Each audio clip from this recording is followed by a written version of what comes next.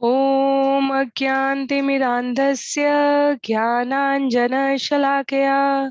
चक्षुन्मीलितं येन तस्मै श्रीगुरुवे नमः। नमः ॐ विष्णुपादाय कृष्णपृष्ठाय भूतले श्रीमते भक्तिवेदान्त स्वामिन् इति नामिने। नमस्ते सरस्वते देवे गौरवाणी प्रचारिणे निर्विशेष शून्यवादी पाश्चात्य देश तारिणे। जय श्री कृष्ण चैतन्य प्रभु नित्यानंद श्री अद्वैत गदाधर श्रीवासादि गौर भक्तवृंद। हरे कृष्ण कृष्ण कृष्ण हरे हरे, हरे राम राम राम हरे हरे। हरे कृष्ण कृष्ण कृष्ण हरे हरे, हरे राम राम राम हरे हरे। हरे कृष्ण कृष्ण कृष्ण हरे हरे, हरे राम राम राम हरे हरे।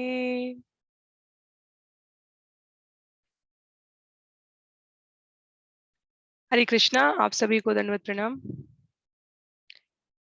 श्रील प्रभुपाद लीलामृत के इन सत्रों में आप सभी का स्वागत है। हम सभी यहाँ पर श्री सतस्वरूप दास गोस्वामी जी द्वारा लिखित ये सुंदर पुस्तक श्रील प्रभुपाद लीलामृत के श्रवण और पठन के लिए क्रम में यहाँ पर 97वें सत्र में 97th सेशन में 52वें प्रकरण 52nd चैप्टर मैंने अपने हिस्से का कार्य पूरा कर दिया है कि भाग 2 में यहाँ पर श्रवण और पठन करने के लिए एकत्र हुए हैं।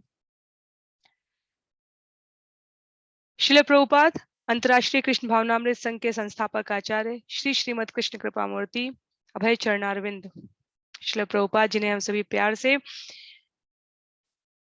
अपने जीवन के सभी प्रकार के आध्यात्मिक सामाजिक सभी प्रकार के आवश्यकताओं के मार्गदर्शक के रूप में भगवान के विशेष कृपा पात्र के रूप में स्मरण करते हैं, वो स्वयं अपने गुरु महाराज भक्ति सिद्धांत सरस्वती महाराज के एक निष्ठ वचन को कि पश्चिम में जाकर कृष्ण भावनामृत का प्रचार प्रसार करो, इसको अपने जीवन का ध्येय मान लेते हैं और निष्ठा पूर्वक उसमें तत्पर रहते हुए इस आज जिस अंतर्राष्ट्रीय कृष्ण भावनामृत संघ को हम देखते हैं उसकी स्थापना के मूल संस्थापक है। चैतन्य महाप्रभु की ये सुकृति, ये भविष्यवाणी कि नगर नगर और गांव गांव में कृष्ण भावनामृत का कृष्ण चेतना का प्रचार और प्रसार होगा, इसे उस परंपरा में आए हुए समस्त आचार्यों ने अपने जीवन की समर्पण पूर्ण निष्ठा के साथ प्राप्त करने के लिए अपना योगदान दिया। और उसी क्रम में भक्ति सिद्धांत सरस्वती जी आते हैं, जिनके शिष्य के रूप में श्रील प्रभुपाद ने इसे वास्तव में मूर्त रूप में आकार दिया है। तो यहाँ पर हम सतस्वरूप दास गोस्वामी जी द्वारा लिखित इस पुस्तक के माध्यम से उन्हीं बिंदुओं को पंक्ति दर पंक्ति श्रवण करते हुए समझने का प्रयास करेंगे। बहुत ही संक्षिप्त पुनरावृत्ति के लिए, जहां हमने सत्र को पिछले सत्र में जहां हमने समाप्त किया था, वहां जो अंतिम पंक्ति थी वो ही हमारे लिए पिछले सत्र की पुनरावृत्ति का सार है।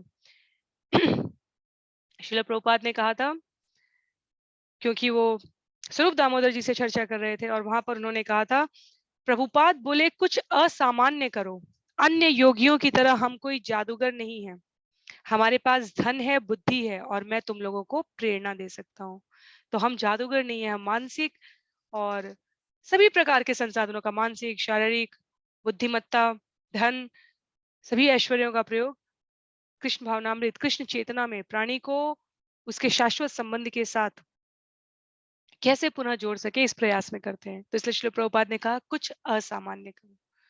तो आरंभ करते हैं आज का सत्र उस पंक्ति के पश्चात से।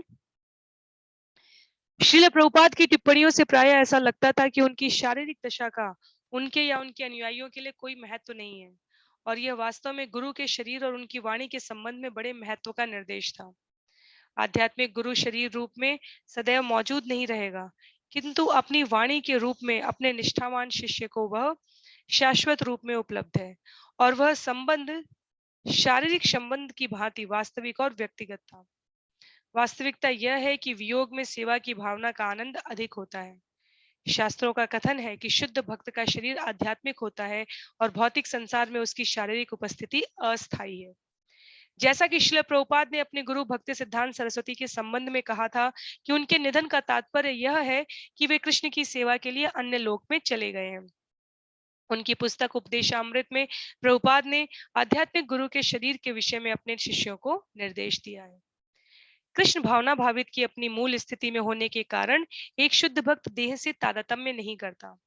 ऐसे भक्त को भौतिकतावादी दृष्टिकोण से नहीं देखना चाहिए। वस्तुतः इस बात पर ध्यान नहीं देना चाहिए कि कोई भक्त निम्न परिवार में उत्पन्न हुआ है या उसका शरीर काला या कुरूप है, रोगी या निर्बल है।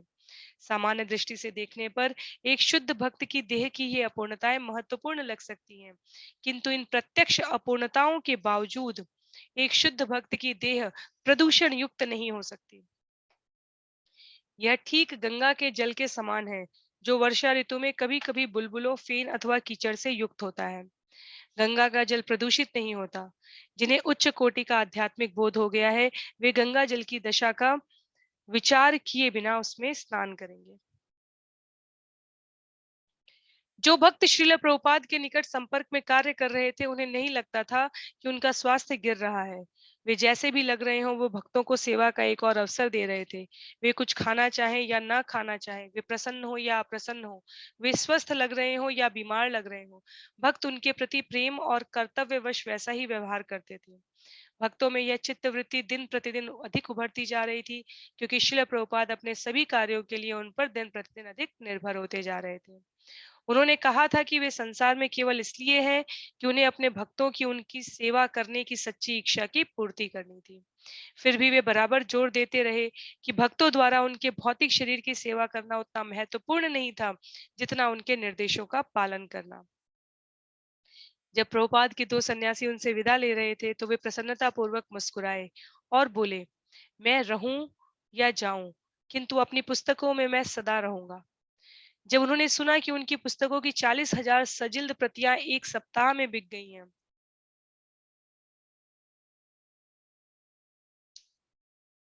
तो उन्होंने कहा, यदि पुस्तकों का वितरण बढ़ता गया तो मैं कभी नहीं मरूंगा, मैं शताब्दियों तक जीवित रहूंगा। जब तमाल कृष्ण ने टिप्पणी की कि पुस्तकों के वितरण की रिपोर्ट ही ऐसी है जो प्रभुपाद को कभी चिंतित नहीं करती, तो प्रभुपाद खुलकर मुस्कुराए। उन्होंने कहा, नहीं, यही मेरा जीवन है। किंतु एक दिन जब वे बगीचे में तमाल कृष्ण स्वरूप दामोदर और अन्यों के साथ बैठे थे, तो श्रील प्रभुपाद अपनी एक प्रकाशित पुस्तक में एक अशुद्धि देखकर उद्विग्न हो उठे। तमाल कृष्ण पहले स्कंद से एक श्लोक पढ़ रहे थे, जो मुनियः साधु पृष्ठोहम से आरंभ होता है। श्रील प्रभुपाद ने उनसे पर्यायवाची शब्दों को पढ़वाया। तमाल कृष्ण ने पढ़ा, मुनियः, हे मुनियों, साधु, यह प्रासंगिक है, पृष्ठो, प्रश्न किया, साधु। श्री प्रभुपाद ने कहा, इस प्रकार उन्होंने संस्कृत संपादकों की नासमझी से हुई एक अशुद्धि पाली। साधु का अर्थ है भक्त, ना कि यह प्रासंगिक है। श्री प्रभुपाद बहुत क्रुद्ध हुए और उन्होंने मूर्ख संस्कृत विद्वानों की भर्त्सना की। उन्होंने कहा, नीम हकीम से जान को खतरा होता है। वे तुरंत अपने आप को बड़ा विद्वान मानने लगते हैं और सोचते हैं मैं व्यवस्थित करूंगा, और तब वे मूर्खता भरी बातें लिख जाते हैं। प्रभुपाद अशुद्धि के बारे में आधे घंटे तक बात करते रहे। वे शुद्ध थे। उन्होंने तमाल कृष्ण को आदेश दिया कि वे तुरंत बीबीटी को लिखें और उनके शिष्यों को अटकलबाजियां करने तथा प्रभुपाद की पुस्तकों को संपादन के नाम में बदलने से रोकें। भक्त प्रभुपाद को इस तरह क्रुद्ध होते देख भौचक्के रह गए। वे तो मान रहे थे कि अपने बगीचे में बैठ प्रभुपाद श्रीमद् भागवत का पाठ सुनने का आनंद ले रहे हैं। प्रभुपाद ने कहा कि इस तरह का परिवर्तन गंभीर मामला है, क्योंकि इससे अर्थ बदल जाता है। उन्होंने कहा, यदि प्राधिकृत आचार्यों द्वारा कोई भूल होती है तो उसे नहीं बदला जाता। इसे ही आर्ष प्रयोग कहते हैं। इस तरह आचार्यों का सम्मान होता है।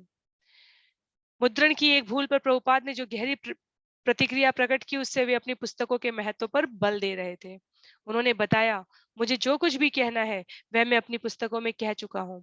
यदि मैं जीवित भी रहा तो मुझे अधिक कुछ कहना शेष नहीं है। यदि आप मुझे जानना चाहते हैं तो मेरी पुस्तकें पढ़िए। श्रील प्रभुपाद को घनश्याम से प्राप्त पत्रों से विशेष प्रसन्नता हुई, जो पूर्व यूरोप के साम्यवादी देशों में पुस्तकें वितरित कर रहा था। घनश्याम बीबीटी पुस्तकालय दल का एक सदस्य था, जो व्यवस्थित ढंग से संसार के विभिन्न देशों की यात्रा करके प्रभुपाद कृत श्रीमद् भागवत और श्री चैतन्य चरितमृत के पूरे सेट विश्वविद्यालयों के पुस्तकालयों में बेच रहा था। यूरोप के साम्यवादी देशों की अपनी साहस भरी आक्रामक यात्राओं में घनश्याम को सफलता मिल रही थी। उसकी रिपोर्ट सुनकर प्रभुपाद का मनोभाव बदल गया। उन्होंने उत्साहपूर्ण शब्दों में कहा, मेरी पुस्तकें ही वास्तविक साम्यवाद है। मैं पूरे मानव समाज के लिए लिख रहा हूँ। मेरा दर्शन मानव समाज को कृष्ण भावनामृत के आधार पर एक सूत्र में बांधना है, और यह वास्तव में घटित हो रहा है। मेरे लिए काला आदमी क्यों कार्य कर रहा है और गोरा आदमी भी? इस लड़के में कितनी शक्ति है। व्यवहारतः वह जंगल में प्रचार कर रहा है, लोग भाषा नहीं जानते, फिर भी पुस्तकों का स्थायी ऑर्डर दे रहे हैं। प्रभुपाद ने कहा था कि उनके लिए असली औषधि केवल कीर्तन थी, और उन्होंने बताया था कि कीर्तन में विश्व भर में धर्मोपदेश करना शामिल है। और प्रभुपाद के लिए जो आहार बहुत अल्प ले रहे थे, पवित्र नाम का जप और धर्मोपदेश की रिपोर्टों का कीर्तन ही जो वे अपने शिष्यों से सुनते थे, न केवल औषधि थे वरन संरक्षण भी थे। जिस दिन संध्या समय प्रभुपाद को घनश्याम का पत्र मिला, उसी दिन उन्हें मालूम हुआ कि गोपाल कृष्ण उनकी नव प्रकाशित हिंदी पुस्तकों की प्रतियां लेकर पहुंचा है। श्री गुरु महाराज की जय। प्रभुपाद अपने बिस्तर में लेटे थे, किंतु यह शुभ समाचार सुनते ही उन्होंने भौएं उठाई और कहा, उन्हें तुरंत लाओ। गोपाल कृष्ण पुस्तकें लेकर दाखिल हुआ और प्रभुपाद आनंद विभोर होकर तुरंत बैठ गए। महाराज की जय। वर्षों पहले श्रील प्रभुपाद ने डल्लास टेक्सास में एक बड़ा गुरुकुल आरंभ किया था, किंतु जब टेक्सास स्टेट की सरकार उस पर बहुत सारे प्रतिबंध थोपने लगी, तो प्रभुपाद ने 1976 में परामर्श दिया कि बालकों को गुरुकुल वृंदावन भारत स्थानांतरित कर दिया जाए। स्कूल को हमारी नई गुरुकुल परियोजना के अंतर्गत वृंदावन स्थानांतरित कर देना चाहिए। वहां ऐसी सुविधाएं उपलब्ध कराई जाएंगी जो आध्यात्मिकता विकसित करने में ब्रह्मचारी की आवश्यकताओं के उपयुक्त हों। वृंदावन में रहना सर्वोच्च पूर्णता है, और वृंदावन में पलकर बड़े होना हमारा सबसे बड़ा सौभाग्य है। मथुरा मंडल में एक पखवाड़े के लिए निवास करने से भी मुक्ति निश्चित हो जाती है। वृंदावन में कोई भी स्कूल पर वह प्रतिबंध नहीं लगाएगा और सरकार से उसे प्रोत्साहन मिलेगा।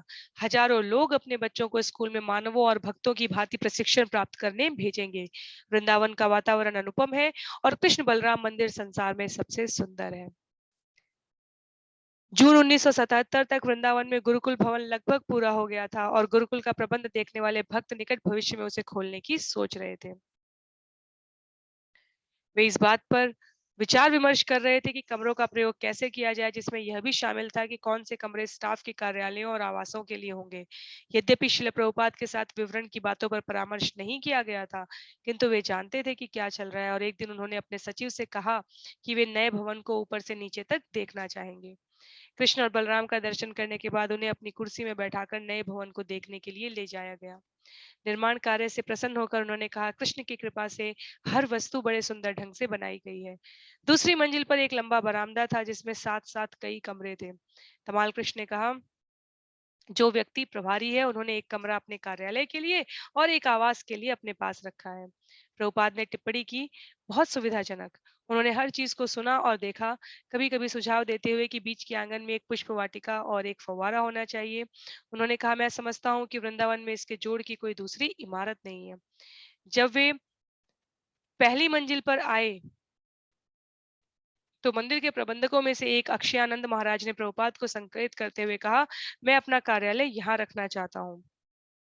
प्रभुपाद बोले, यह अच्छा है, किंतु यह देखकर कि अब हमारे पास बड़ा स्थान है, हमें यह नहीं सोचना चाहिए कि मैं एक पैर यहाँ रखूंगा और एक पैर वहां। इस प्रकार तो कुव्यवस्था हो जाएगी। ऐसा ना करें, 1 इंच जगह का भी दुरुपयोग ना हो। एक गुरुकुल शिक्षक ने कहा, आप कह रहे थे कि आपको 500 शिष्य चाहिए, तो हमें इन मंजिलों पर विद्यार्थियों के लिए इतनी जगह बचानी चाहिए जितनी संभव हो। प्रभुपाद ने कहा, हाँ हाँ, यही बात थी जिस पर वे बल देना चाहते थे। लेकिन तभी एक दूसरे भक्त ने टिप्पणी की, हम मंदिर और गुरुकुल दोनों का मिला जुला प्रशासनिक कार्यालय यहाँ रखने जा रहे हैं। प्रभुपाद ने कहा, नहीं, आपको यहाँ बच्चों को आकृष्ट करना है, अन्यथा इतनी बड़ी इमारत बनाने की आवश्यकता क्या थी। ऐसा नहीं होना चाहिए कि प्रबंधक तो हमारे पास 3 दर्जन हो और विद्यार्थी केवल 4 दर्जन हो। यद्यपि प्रभुपाद की मंद आवाज कभी कभी निर्माण कार्य के शोरगुल में खो जाती थी, और यद्यपि उनकी टिप्पणियां बीच बीच में होती रहती थी जब वे एक स्थान से दूसरे स्थान को ले जाए जाते थे, फिर भी उनका संदेश शक्तिशाली और स्पष्ट था। उन्होंने कहा, अब हमारे पास बड़ी सुविधा हो गई है, इसलिए विद्यार्थी लाइए, यही पहला सिद्धांत है। शिक्षकों में से एक ने कहा, सबसे पहले हमें इस्कॉन के विद्यार्थियों को लेना है। प्रभुपाद बोले, इस्कॉन अथवा फिस्कॉन, विद्यार्थी ले आइए। प्रभुपाद की शब्द क्रीड़ा पर भक्त हंसने लगे, किंतु वे गंभीर थे। प्रभुपाद ने कहा, यह राक्षस सभ्यता है, मानव भक्षी। और वे सड़क के विक्रेता की नकल करने लगे, 2 रुपया, 2 रुपया, और ज्ञान कुछ भी नहीं। कृष्ण कहते हैं, तथा देहांतर प्राप्ति, किंतु वे केवल इतना समझते हैं, 2 रुपया, 4 रुपया, अगले जीवन में वे कहाँ जाएंगे वे नहीं समझते। वे शाश्वत जीवन नहीं समझते, केवल इस जीवन का आनंद उठाना समझते हैं। वे गीता की एक पंक्ति भी नहीं समझते, फिर भी कहते हैं मैं गीता पढ़ता हूँ। यह अंधकार फैलता जा रहा है और लोग विश्वविद्यालय की तथाकथित शिक्षा के नाम पर इस अंधकार में रखे जा रहे हैं। अतः हमारा गुरुकुल सफल होगा, इसमें समय लग सकता है। गुरुकुल में उपलब्ध सुविधाएं देखने के बाद प्रभुपाद ने अपने कमरों में वापस जाने के पहले भक्तों से एक बार फिर अपनी कुर्सी नीचे रखवाई। उस समय कृष्ण बलराम मंदिर में रहने वाले अधिकांश भक्त और गुरुकुल के विद्यार्थी उनके चारों ओर इकट्ठे हो गए। प्रभुपाद ने जोर देकर अपनी बात कही, आप प्रबंध के बारे में सोच रहे हैं, यह प्रबंधक और वह प्रबंधक और किन कमरों को कैसे इस्तेमाल किया जाए, किंतु मेरा प्रश्न है, आप किसका प्रबंध करेंगे? उस व्यक्ति को लाओ। बंगाली में एक अंधविश्वास है कि आपको अपना सिर उत्तर की ओर करके नहीं लेटना चाहिए। तो एक व्यक्ति बोला, किंतु मेरे पास सिर नहीं है, इसलिए उसके लिए उत्तर या दक्षिण की ओर करके लेटने का प्रश्न ही कहाँ उठता है। अर्थात अतः प्रबंध के विषय में आपकी सोच कुछ इसी प्रकार की है। सबसे पहली बात यह है कि आप प्रबंध किसका करेंगे। केवल कार्यालय प्रबंधक या इसकी अथवा उसकी बात करना व्यर्थ है। पहली चीज यह है कि विद्यार्थी लाइए, तभी यह सफल होगा। उस दिन तीसरे पहर श्री प्रभुपाद ने कहा कि मैं गुरुकुल के स्टाफ से बात करूंगा। वे सब उनके कमरे में एकत्र हुए और उन्होंने उन्हें उपदेश दिया जो केवल वे ही दे सकते थे, वे जो भगवान चैतन्य के विश्व संगठन का नेतृत्व करने को अधिकृत थे। उन्होंने कहना आरंभ किया, हमारा अगला काम यह है कि हम संपन्न व्यवसायियों के पास जाएं और उनसे कहें, आशा है कि आपके परिवार के बच्चे अच्छे व्यवहार, अच्छे चरित्र और भक्ति की शिक्षा पाएंगे।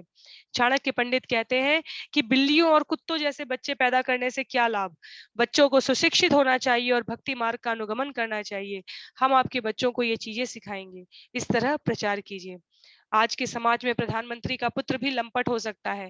हिरण्यकशिपु राक्षस नहीं चाहता था कि उसका पुत्र प्रहलाद भक्त बने, वरन वह चाहता था कि उसका पुत्र उसके समान धोखेबाज और राजनयिक बने। और आज का समाज ऐसे ही छोटे मोटे हिरण्यकशिपुओं से भरा पड़ा है, हिरण्यकशिपुओं से बना है। श्रील प्रभुपाद आगे कहते गए, किंतु हमारा विचार प्रहलादों को पैदा करना है। कम से कम 250 विद्यार्थियों को आप आसानी से रख सकते हैं। क्या सारे भारत और पूरे विश्व से आप 250 विद्यार्थी नहीं ला सकते? आप किस तरह के प्रबंधक हैं? मैं कहता हूँ आप 500 लाइए। प्रचार इस तरह कीजिए, मैं आपके चरण कमलों पर नतमस्तक होता हूँ, मैं 100 बार आपकी चापलूसी करता हूँ, कृपया मेरी बात सुनिए। इस तरह प्रचार कीजिए। आपको विद्यार्थी लाने हैं, प्रबंध के लिए केवल कमरे नहीं।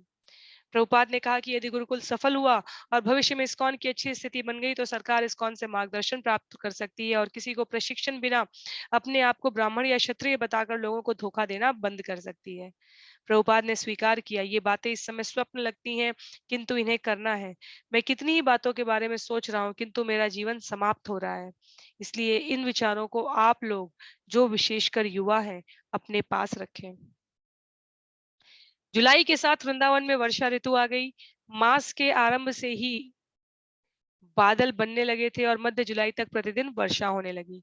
कदम फूलों की सुगंध से हवा बोझिल हो रही थी और वर्षा के बाद नीम के फूलों की महक प्याग जैसी लगने लगी।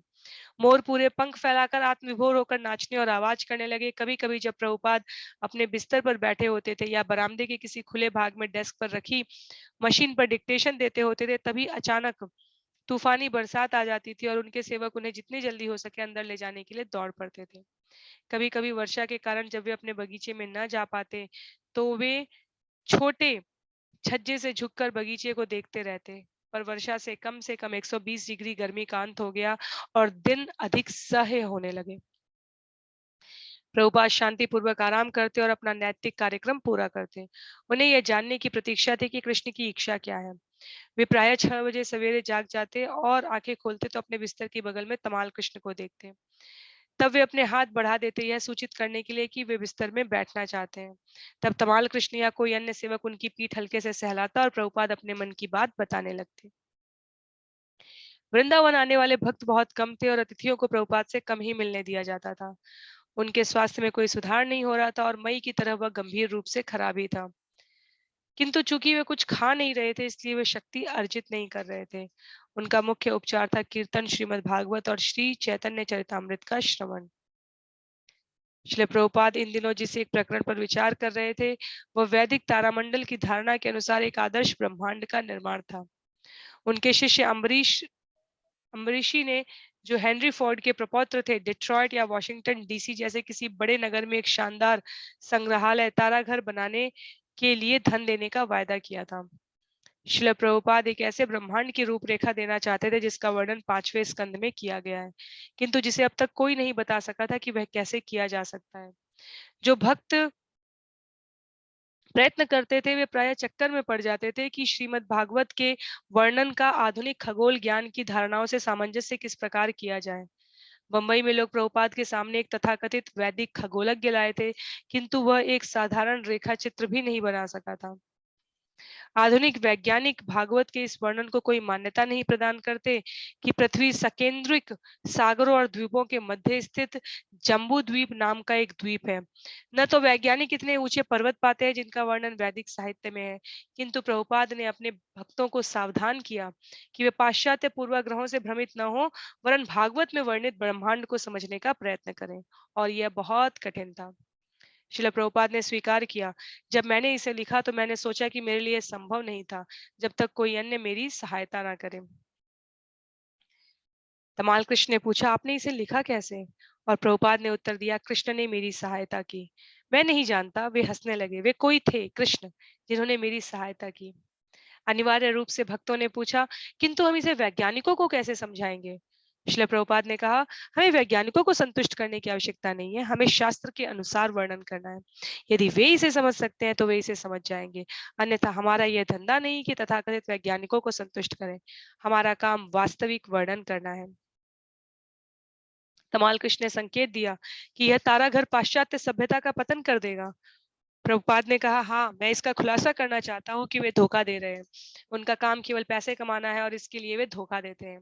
यदि तुम लोग यह तारा घर बना लेते हो तो यह बड़ी सफलता होगी, हमारी जीत होगी। जुलाई के आरंभ में वृंदावन में कुछ भक्त श्रीमद् भागवत के वर्णन के अनुसार ब्रह्मांड का रेखाचित्र बनाने में लगे थे, किंतु वे परेशान थे कि पृथ्वी के उपग्रह द्वारा भेजे गए उन छायाचित्रों का क्या किया जाए जो श्रीमद् भागवत के वर्णन का विरोध करते हैं। श्रील प्रभुपाद का उत्तर था कि वैज्ञानिक अपनी सीमाओं से बंधे हैं और एक विशेष बिंदु से आगे नहीं जा सकते। जब तमाल कृष्ण ने पुनः कहा कि श्रीमद् भागवत की व्याख्या पृथ्वी के इर्द आधुनिक विश्व भ्रमण के अनुभवों से मेल नहीं खाती, तो प्रभुपाद अपने आग्रह पर अड़े रहे कि मेल खाती है। उन्होंने कहा, आप पूर्वाग्रह युक्त हैं। आप इस पूर्व धारणा से बंधे हैं कि हर वस्तु कैसी है। यह कोल्हू के बैल की तरह एक वृत्त में चक्कर लगाने के समान है। वह बेचारा बंधा होता है और केवल चक्कर लगा सकता है। इसी तरह हर वैज्ञानिक बंधा है। वह एक बिंदु से आगे नहीं जा सकते और जिस तरह चाहे उस तरह नहीं चल सकते। वे ठीक बैल जैसे हैं। उन्होंने चंद्रमा पर जाने की बात कहकर धोखा दिया है, तो हम उन पर विश्वास कैसे कर सकते हैं? वे सारे ब्रह्मांड की व्याख्या करना चाहते हैं, लेकिन हम उन पर कैसे विश्वास कर सकते हैं? कोई एक बार धोखेबाज सिद्ध हो जाए तो वह हमेशा धोखा देगा। एक भद्र पुरुष कहेगा, मैं नहीं जानता, किंतु वे तो भद्र पुरुष नहीं है। वे आवारा गर्द वर्ग के लोग हैं। हम उन पर कैसे विश्वास कर सकते हैं? उन्होंने कहा कि पृथ्वी चपटी है। तब गैलीलियो ने कहा कि यह गोल है और इसके लिए उसे करीब फांसी हो गई थी। वे नहीं जानते थे और वह नहीं जानता था, किंतु हमारा ज्ञान नहीं बदलता, क्योंकि वह पूर्ण है। उसमें बदलाव आया नहीं कि वह अधूरा हुआ नहीं। कुछ दिनों बाद, इससे पहले कि हम आगे पढ़े, ये पंक्ति बहुत महत्व की है। श्रील प्रभुपाद का ये कहना कि हमारा ज्ञान नहीं बदलता क्योंकि वह पूर्ण है, अर्थात कहने का कि शास्त्रों में जो वर्णन है, जीवन के विकास का जो वर्णन है, भगवान के विस्तार का, भगवान के स्वरूप का जो वर्णन है, इन ग्रहों उपग्रहों की भौगोलिक परिस्थितियों का, स्थितियों के आकार और स्वभाव का, वो सब शाश्वत है। श्रील प्रभुपाद का कहना कि यदि उसमें बदलाव आया, इसका अर्थ है कि वो अधूरा है। भगवान सदा से सच्चिदानंद रहे हैं। ऐसा नहीं है कि कलयुग में आज हमारे आपके लिए या श्रीमद् भगवत गीता कहने के बाद भगवान पूर्ण हुए। भगवान सदा से पूर्ण रहे हैं। और इसके लिए हमेशा हमारे आचार्य एक उदाहरण देते हैं कि 60, 70, 80, 90 साल का संविधान है और उसमें परिवर्तन के नाम पर 100 से ज़्यादा, 150 के करीब परिवर्तन हो चुके हैं, 150 से अगर भारत के संविधान की बात करें। पर 5000 वर्ष पुरानी गीता है, एक शब्द बदलने की आवश्यकता नहीं। तो शास्त्रपूर्ण है, यदि उनमें बदलाव हुआ इसका अर्थ है कि वो अधूरे हैं। उनको व्यावहारिक दृष्टि से देश काल परिस्थिति के अनुसार कैसे समझना है, उस फैलाव में परिवर्तन हो सकता है, पर जो सत्य उसमें कहा गया है वो अकाट्य है। उसमें किसी परिवर्तन की अतिरिक्त आवश्यकता नहीं है। कुछ दिन बाद भक्तों की समिति लौटकर प्रभुपाद के पास आई और उसने कहा कि इस प्रश्न का उत्तर अभी भी नहीं मिला है कि भागवत में वर्णित जम्बू द्वीप का इस तथ्य से सामंजस्य कैसे स्थापित किया जाए कि लॉस एंजलिस से पश्चिम चलने वाला व्यक्ति भारत पहुंच जाता है। उत्तर में श्रील प्रभुपाद ने कहा कि उन्हें ऐसे छोटे मोटे प्रश्नों की चिंता नहीं करनी चाहिए और प्रशांत महासागर का निर्देश उन्होंने जल की एक बूंद कहकर किया। भागवत के वर्णनों का सांसारिक ज्ञान की सीमाओं में समंजन नहीं हो सकता। प्रभुपाद ने दृष्टांत दिया कि किस तरह वैकुंठ से लौटने के बाद नारद मुनि ने एक साधारण चर्मकार को बताया कि भगवान नारायण एक हाथी को सुई के छेद में से निकाल रहे थे। चर्मकार ने कहा था, ओ नारायण इतने महान है, किंतु एक शिक्षित ब्राह्मण ने कहा था कि यह केवल एक कहानी है। नारद ने तब चर्मकार से पूछा था, तुम कैसे विश्वास करते हो कि नारायण एक हाथी को सुई के छेद में से निकाल रहे थे? चर्मकार ने कहा, क्यों नहीं, मैं एक वट वृक्ष के नीचे बैठा हूँ, इसमें इतने सारे फल हैं और हर फल में इतने सारे बीज हैं जिनमें से हर एक बढ़कर विशाल वट वृक्ष होगा। श्रील प्रभुपाद ने कहा कि प्रयोगात्मक तर्क से अकल्पनीय को नहीं समझा जा सकता। उन्होंने कहा हर वस्तु अकल्पनीय है और ये धूत उसे कल्पनीय बनाना चाहते हैं। अपनी तथाकथित शिक्षाओं से फूल मत जाओ, उसका कोई मूल्य नहीं है। एक दिन जब प्रभुपाद अपने बगीचे में बैठे अपने सचिव से कुछ समाचार सुन रहे थे, वहां कई बंदर ऊंची दीवार पर आ गए और भक्तों की ओर देखने लगे। श्रील प्रभुपाद ने भक्तों से कई बार कहा था कि उन्हें भगा दिया जाए। और एक बार तो उन्होंने यह भी कहा था कि बंदर का एक पुतला बनाकर गले से पेड़ पर लटका दिया जाए, जिससे सभी बंदर डरकर भाग जाएंगे। इतने पर भी बंदर आते रहे।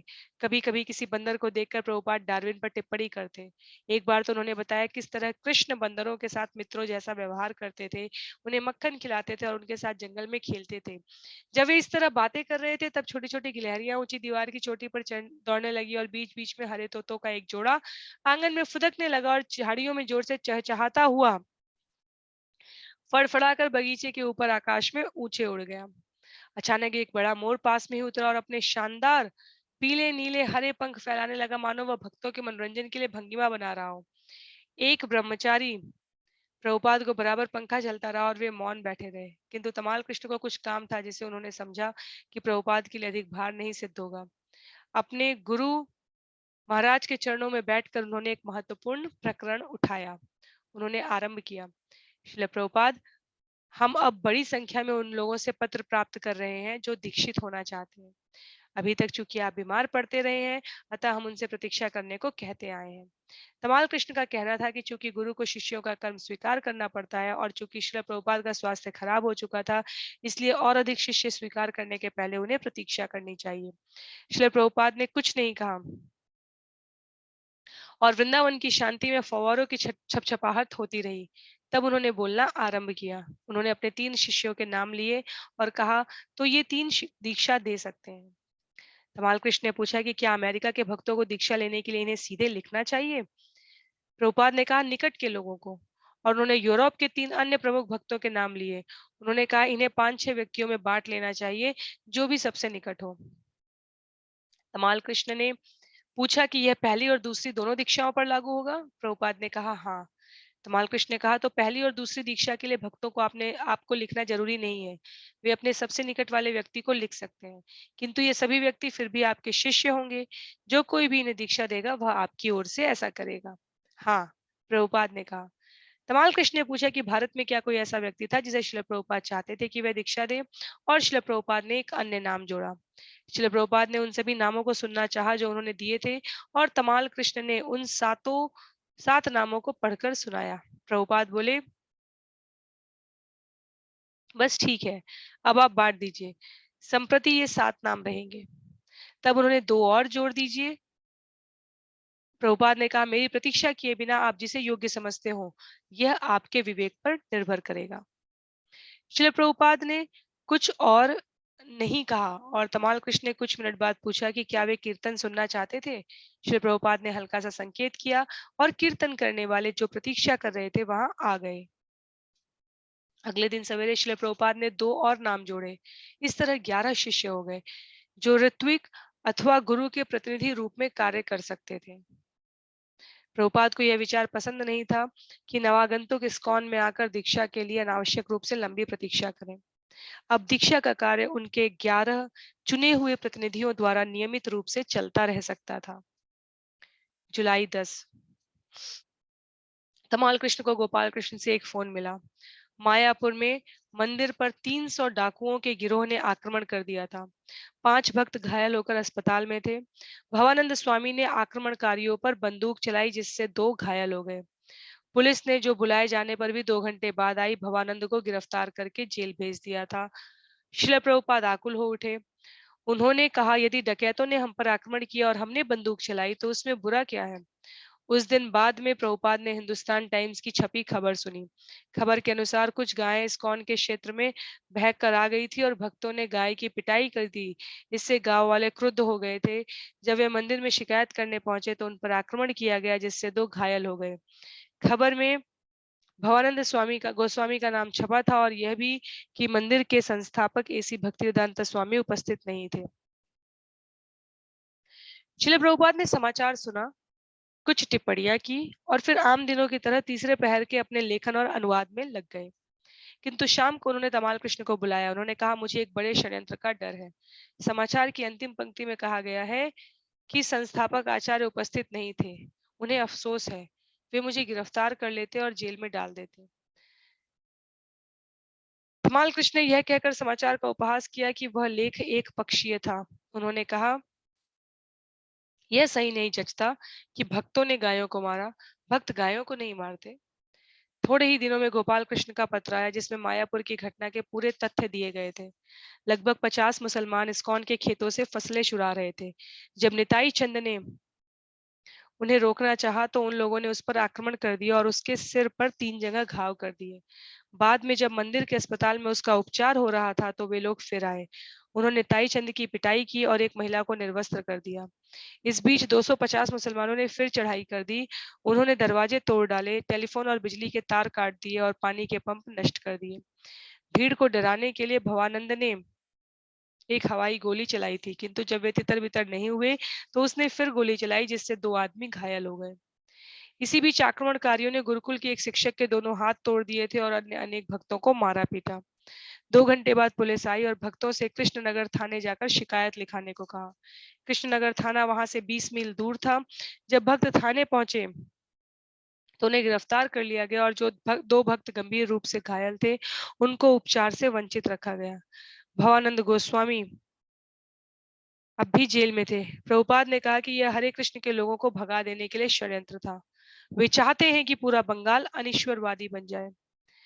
जब तमाल कृष्ण ने कहा कि इस घटना से उनके गांवों में धर्मोपदेश पर बुरा असर होगा तो प्रभुपाद ने उत्तर दिया नहीं, बहुत जल्दी यह मामला हमारे अनुकूल साबित होगा। मेरे विचार से केंद्रीय सरकार कार्यवाही करेगी। यह कंस का कृष्ण के विरुद्ध होने जैसा है। कृष्ण की विजय निश्चित है। कृष्ण को कोई हरा नहीं सकता। यदि मैं वहां होता तो वे मेरे ऊपर गोली चलवाने का अभियोग लगाते और मुझे गिरफ्तार कर लेते।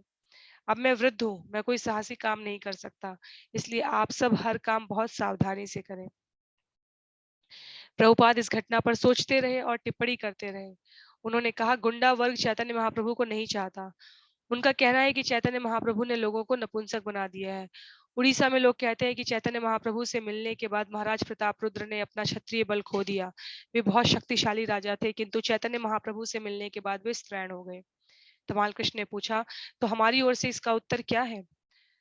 प्रभुपाद ने कहा आप क्या उत्तर दे सकते हैं। यदि वे इस तरह का कोई निष्कर्ष निकालते हैं तो उन्हें आध्यात्मिक जीवन की कोई धारणा नहीं है।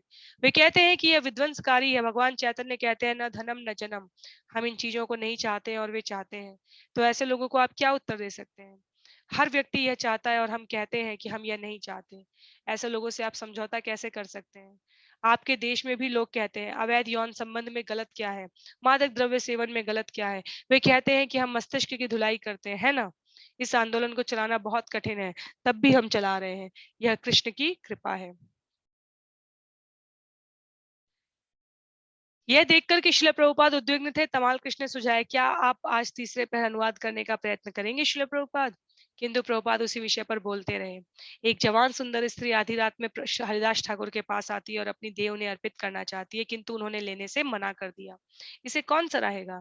तमाल कृष्ण ने कहा, हम इसे सराहते हैं। प्रभुपाद बोले, आप सराहते हैं, किंतु आधुनिक संसार में इसे कौन सराहेगा? प्रभुपाद भक्तों और अभक्तों के बीच के अपरिवर्तनीय अंतर पर बोलते रहे। उनकी धारणा है कि एक युवा व्यक्ति एक युवा स्त्री बिना नहीं रह सकता। फिर भी चैतन्य महाप्रभु कहते हैं, ओ आप एक युवा स्त्री के पीछे पड़े हैं, किंतु यह जहर पीने से भी अधिक खतरनाक है। जब प्रभुपाद मायापुर के भक्तों के बारे में बात कर रहे थे जो कृष्ण के लिए अपने प्राण न्यौछावर करने को तैयार थे, तो भावावेग से उनका गला रुंध गया और वे रोने लगे। उन्होंने कहा, कृष्ण उनकी रक्षा करेंगे, हमारे मायापुर के लोगों की। उन्होंने उल्लेख किया कि किस प्रकार हरिदास ठाकुर जेल में डाल दिए गए थे और वहां उनकी पिटाई हुई थी, और किस प्रकार प्रहलाद महाराज प्रताड़ित किए गए थे जब तक कि नरसिंह भगवान स्वयं प्रकट नहीं हुए। श्रील प्रभुपाद ने रोते हुए कहा, चिंता मत करो। वे इस तरह बोल रहे थे मानो मायापुर के उनके सभी भक्त उनके समक्ष उपस्थित हों। कृष्ण तुम्हारी रक्षा करेंगे, उन्होंने कहा। हम पूरा प्रयत्न कर रहे हैं जहां तक हमारी बुद्धि काम करती है। चैतन्य महाप्रभु चाहते थे कि संसार के हर कोने में इस आंदोलन को पहुंचना चाहिए। हमारी शक्ति सीमित है। प्रभुपाद के दुख को कम करने की कोशिश में तमाल कृष्ण घनश्याम से प्राप्त सबसे ताजा रिपोर्ट पढ़कर सुनाने लगे। घनश्याम पूर्वी यूरोप में प्रभुपाद की पुस्तकों के वितरण में लगा था। उसकी असाधारण सफलता की रिपोर्ट से प्रभुपाद का ध्यान मायापुर से हट गया। वे मुस्कुराए और बोले, यह बहुत स्फूर्तिदायक है। तमाल कृष्ण रिपोर्ट पढ़कर सुनाते रहे, हम जहां भी जाते हैं लोग या तो आपके बारे में जानते होते हैं या आपकी पुस्तकें पढ़कर कृष्ण और आपके बारे में जानना चाहते हैं। जिसने भी साम्यवादी देशों में आपकी पुस्तकें वितरित की है वह मेरे इस दावे का समर्थन करेगा कि संसार के अन्य किसी भी देश में आपकी पुस्तकों की उतनी सराहना नहीं की जाती जितनी साम्यवादी देशों में की जाती है। तमाल कृष्ण ने पत्र से सिर उठाकर प्रभुपाद की ओर देखा और टिप्पणी की, प्रभुपाद, घनश्याम सर्वत्र हो आया है और वह कहता है कि आपकी पुस्तकों की सराहना अन्य देशों की अपेक्षा साम्यवादी देशों में अधिक होती है। श्रील प्रभुपाद ने कहा, हाँ, वे भूखे हैं। थोड़े दिन बाद जयपताक स्वामी की मायापुर की घटना की आंखों देखी पूरी रिपोर्ट डाक से आई। मायापुर के स्थानीय हिंदू जो कुछ हुआ उस पर अतिशय क्रुद्ध थे और वे इस्कॉन मंदिर के समर्थन में सामूहिक प्रार्थना पत्र तैयार कर रहे थे। यद्यपि समाचार पत्रों में छपी खबरें गलत थी, लोग धीरे धीरे तथ्यों से अवगत होने लगे थे। जय पताक ने सजीव और स्पष्ट विवरण भेजा था कि किस प्रकार भवानंद और अन्य भक्तों को हथकड़ियों में नवद्वीप से न्यायालय में ले जाया गया था और किस प्रकार नवद्वीप के लोग उनके प्रति सम्मान प्रदर्शित कर रहे थे। उसने लिखा कि भक्त अभी भी जेल में थे और निरंतर कीर्तन कर रहे थे। कुल मिलाकर रिपोर्ट आशापूर्ण थी। मायापुर में प्रसाद का वितरण जारी था, पश्चिम बंगाल में पुस्तकों का वितरण वृद्धि पर था और धर्मोपदेशक दल जहां भी जा रहे थे अच्छा स्वागत पा रहे थे। श्रील प्रभुपाद की भविष्यवाणी सच हो रही थी। आक्रमण वाली घटना भक्तों के पक्ष में बदल रही थी। प्रभुपाद ने टिप्पणी की कि शत्रुओं ने सोचा था कि वे कृष्ण के भक्तों पर आक्रमण करके एक बगीचे का सांप खोद रहे हैं, किंतु वे पा रहे थे कि वास्तव में उन्होंने एक जहरीला नाग खोद लिया है। जुलाई का महीना प्रभुपाद के श्रीमद् भागवत पर कार्य करने की दृष्टि से अच्छा रहा। वे तड़के प्रातः काल और दोपहर को डिक्टेशन देते रहे, जिसमें 10वें स्कंद के 8वें तथा 9वें अध्याय पूरे हो गए। ऐसा करने में उन्हें बहुत आनंद आया। श्रीमद् भागवत पर कार्य करते समय वे अपनी शारीरिक दशा को भूलकर पूर्णतया दिव्य अनुभूति में डूब जाते थे। बावजूद इसके कि उन्हें हृदय की धड़कन होने लगती थी, उनकी आवाज अत्यंत क्षीण थी और उन्हें सामान्य दुर्बलता थी। उनके लिए बैठना भी कठिन था, किंतु एक बार कार्य आरंभ कर देने पर उन्हें कोई रोक नहीं सकता था। अपने श्रुत लेखन यंत्र के हस्तगत माइक में बोलते हुए अपनी शारीरिक दशा के प्रति विस्मरणशील होकर प्रभुपाद ने धैर्य पूर्वक और सुव्यवस्थित ढंग से वर्णन किया कि नंद महाराज के कुल पुरोहित गर्ग मुनि ने बाल कृष्ण का नामकरण संस्कार किस तरह संपन्न कराया था।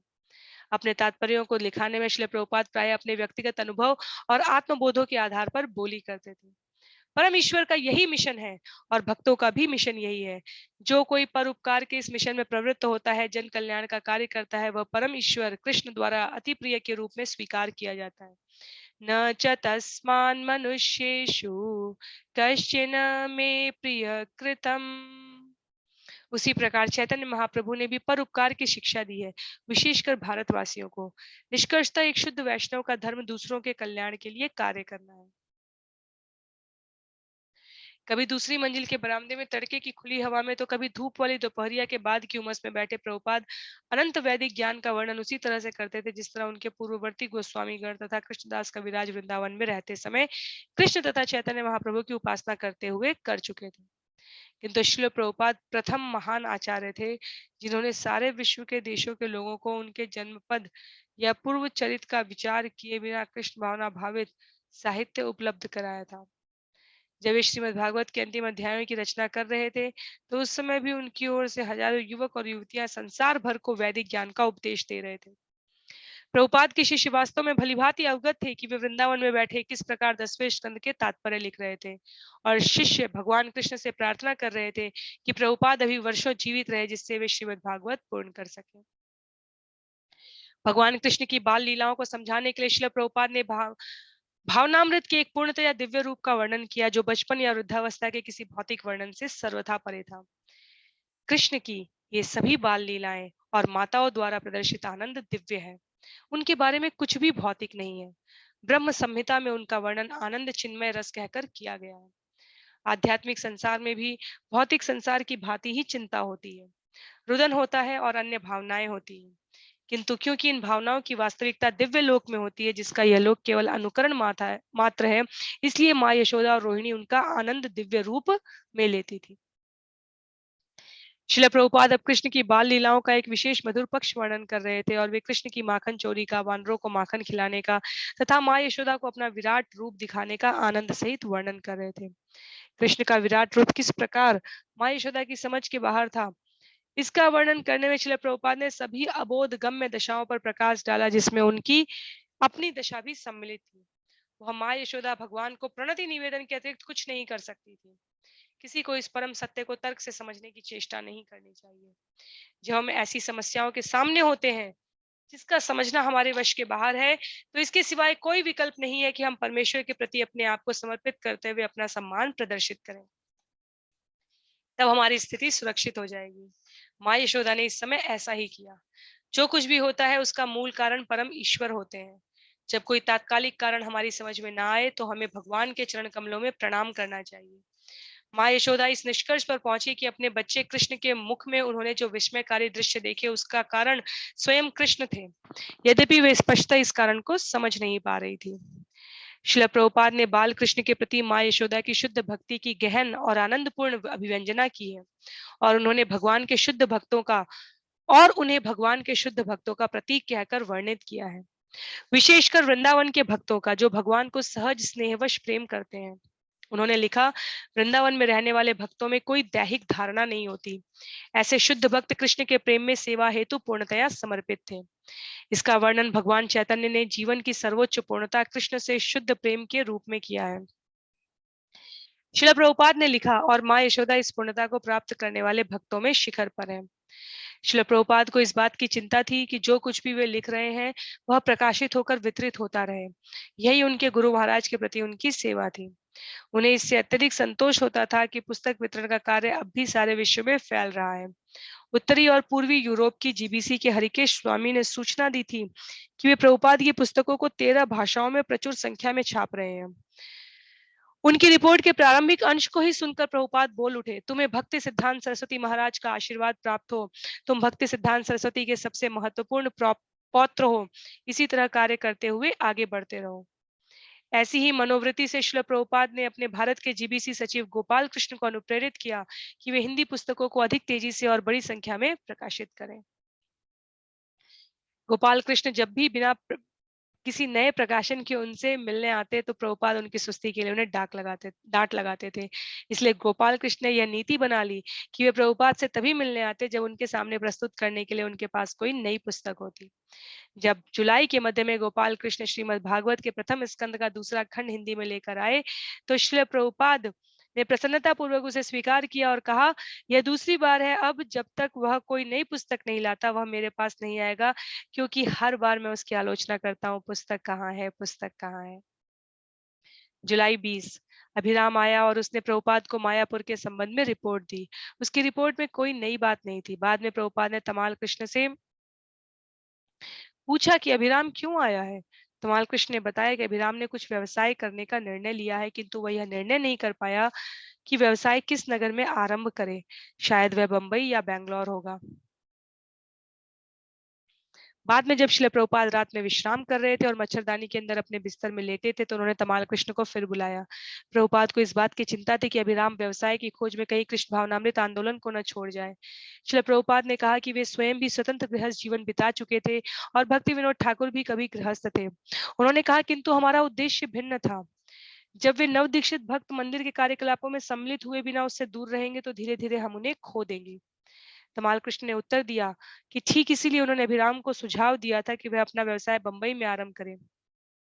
तमाल कृष्ण ने कहा, मैं देखता हूँ कि गृहस्थों में मंदिर से अलग रहने की इच्छा नहीं होती। उन्होंने बताया कि बंबई में गृहस्थों को मंदिर के इतने निकट आवास मिल जाते हैं कि वे मंगल आरती और अन्य कार्यक्रमों में भाग ले सकते हैं।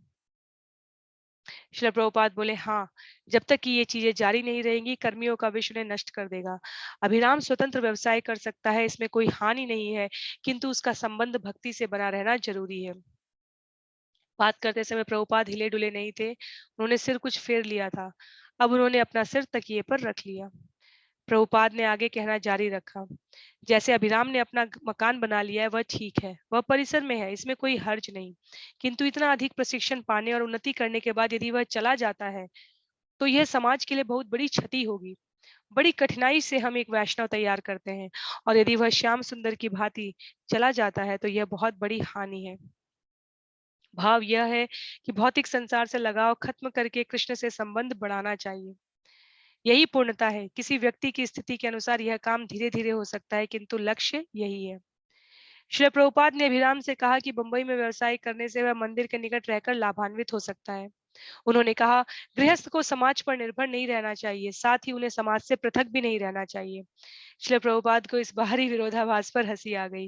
उन्होंने कहा, स्थिति यही है, हमारा समाज किसी परिवार का भार नहीं ले सकता। समाज में अनेक परिवार होते हैं, हम उन सब का भरण पोषण कैसे करेंगे? साथ ही यदि वे समाज से स्वतंत्र रहते हैं और उससे कोई संपर्क नहीं रखते, तो उनमें कर्मियों का विष फैल जाएगा।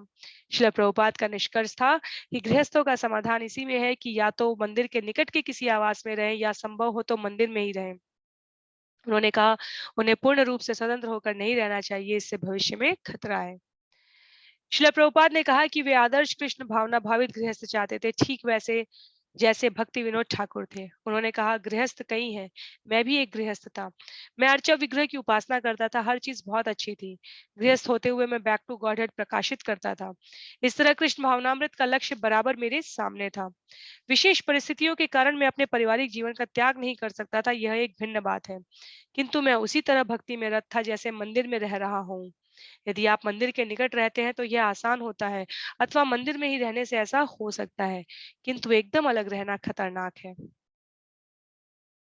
जब तमाल कृष्ण ने मंदिर के भवन में रहने वाले गृहस्थों की कुछ समस्याओं का विस्तार बताना चाहे, तो प्रभुपाद अपनी बात पर अड़े रहे और बोले, इन चीजों में किसी तरह सामंजस्य बैठाना होगा।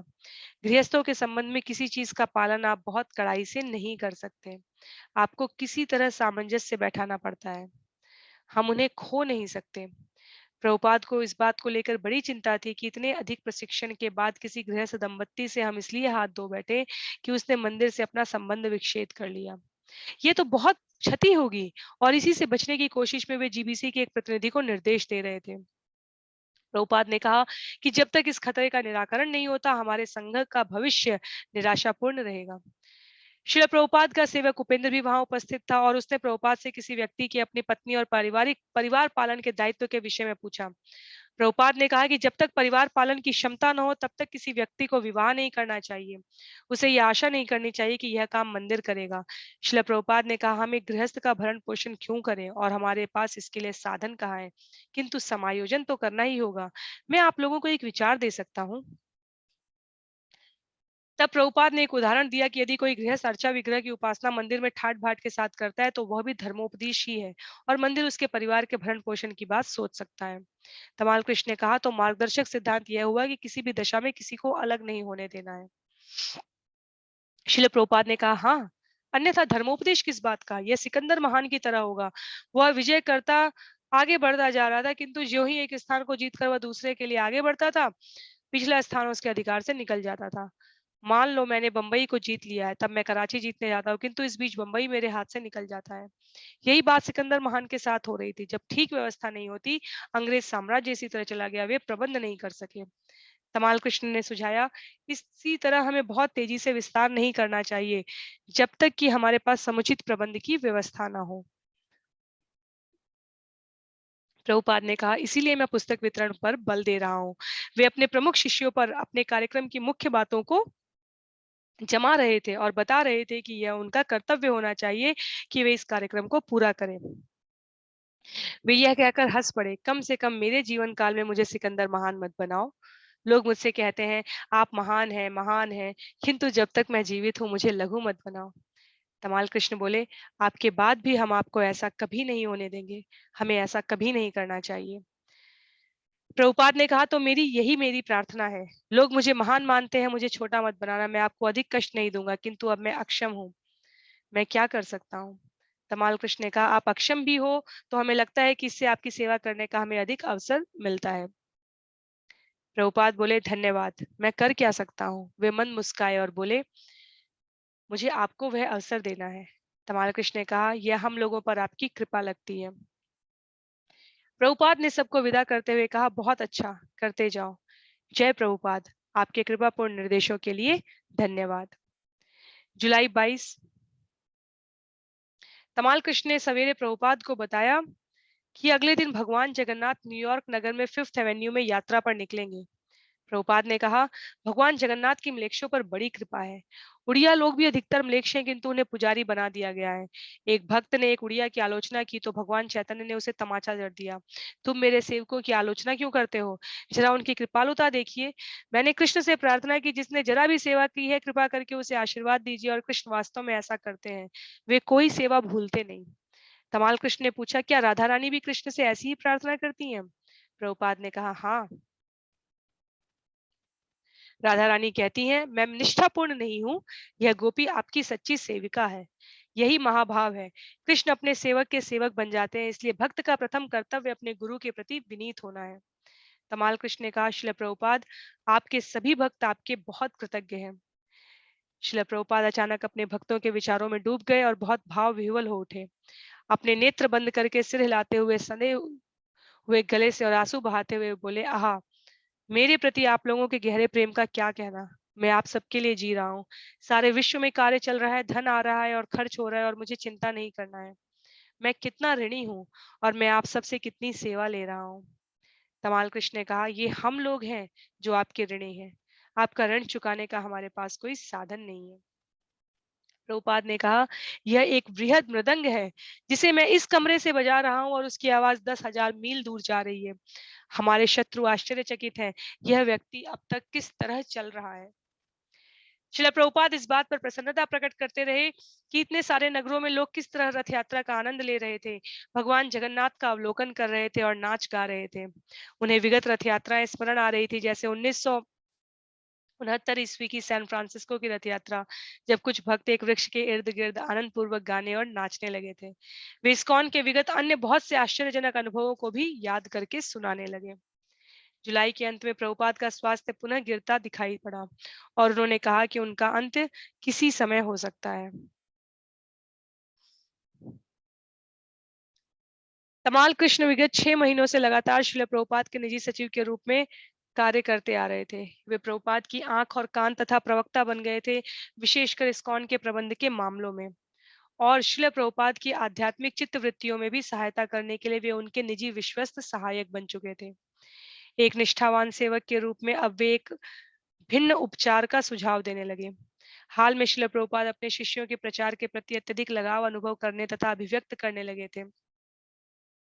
इसे एक संकेत मानकर तमाल कृष्ण ने सुझाव दिया कि यदि प्रभुपाद पश्चिम की यात्रा कर सके और अपने शिष्यों के साथ रह सके, तो वे नया जीवन पा सकते थे। प्रभुपाद ने कहा, किंतु यदि मैं मर जाऊं तो? मैं वृंदावन में मरना चाहता हूँ। तमाल कृष्ण ने उत्तर दिया कि प्रभुपाद को मरने के बारे में नहीं सोचना चाहिए। यदि वे पश्चिम की यात्रा पर जाएं, अपने भक्तों से वहां मिले, इस्कॉन के फॉर्मों पर पैदा किए गए अनाज से तैयार किया गया प्रसाद ग्रहण करें, तो उन्हें निश्चय ही लाभ होगा। उन्हें भूख लगने लगेगी और उनमें शक्ति आ जाएगी। तमाल कृष्ण ने उल्लेख किया कि जब मई में श्रील प्रभुपाद ऐसा ही अनुभव कर रहे थे और जीबीसी की बैठक चल रही थी, तो भक्तों के प्रेम का उन पर अच्छा प्रभाव हुआ था और जीवित रहने की उनकी इच्छा में वृद्धि हो गई थी। श्रील प्रभुपाद ने कहा, आप एक कार्य कर सकते हैं। अपने निर्धारित दिनचर्या में आप कृष्ण से प्रार्थना कर सकते हैं। यदि आप चाहते हैं कि वे जिंदा रहें, तो कृपा करके उन्हें स्वस्थ कर दीजिए, और नहीं तो कृपा करके उन्हें उठा लीजिए। हम आपके प्रति पूर्णतया समर्पित हैं। अब यह आपकी इच्छा पर निर्भर है कि वे जीवित रहें या इस संसार से चल दें। श्रील प्रभुपाद इस बात की ओर संकेत कर रहे थे कि वे किसी सांसारिक कटुता से पीड़ित नहीं थे, जिससे जीवित रहने की उनकी इच्छा समाप्त हो गई हो। वे पहले ही कह चुके थे कि किसी भी दशा में वे कृष्ण के साथ होंगे।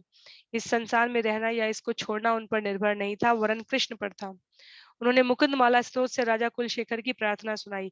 मेरे प्यारे कृष्ण, मुझे अभी मरने दीजिए, ताकि मेरे मन का हंस आपके चरण कमल के नाल से घिर जाए, अभी जबकि मुझ में शक्ति है। अन्यथा जब अंतिम सांस लेते समय मेरा गला सन जाएगा, आपके बारे में सोचना मेरे लिए कैसे संभव होगा। किंतु तमाल कृष्ण अपने स्नेह सिक्त तर्क पर अडिग रहे कि श्रील प्रभुपाद इस संसार को त्यागने की बात नहीं सोच सकते। इस संसार में प्रभुपाद के लिए कितना सारा कार्य अधूरा था, जैसे बंबई मंदिर में राधा रास बिहारी के श्री विग्रहों की स्थापना को अपने नेत्रों से देखना।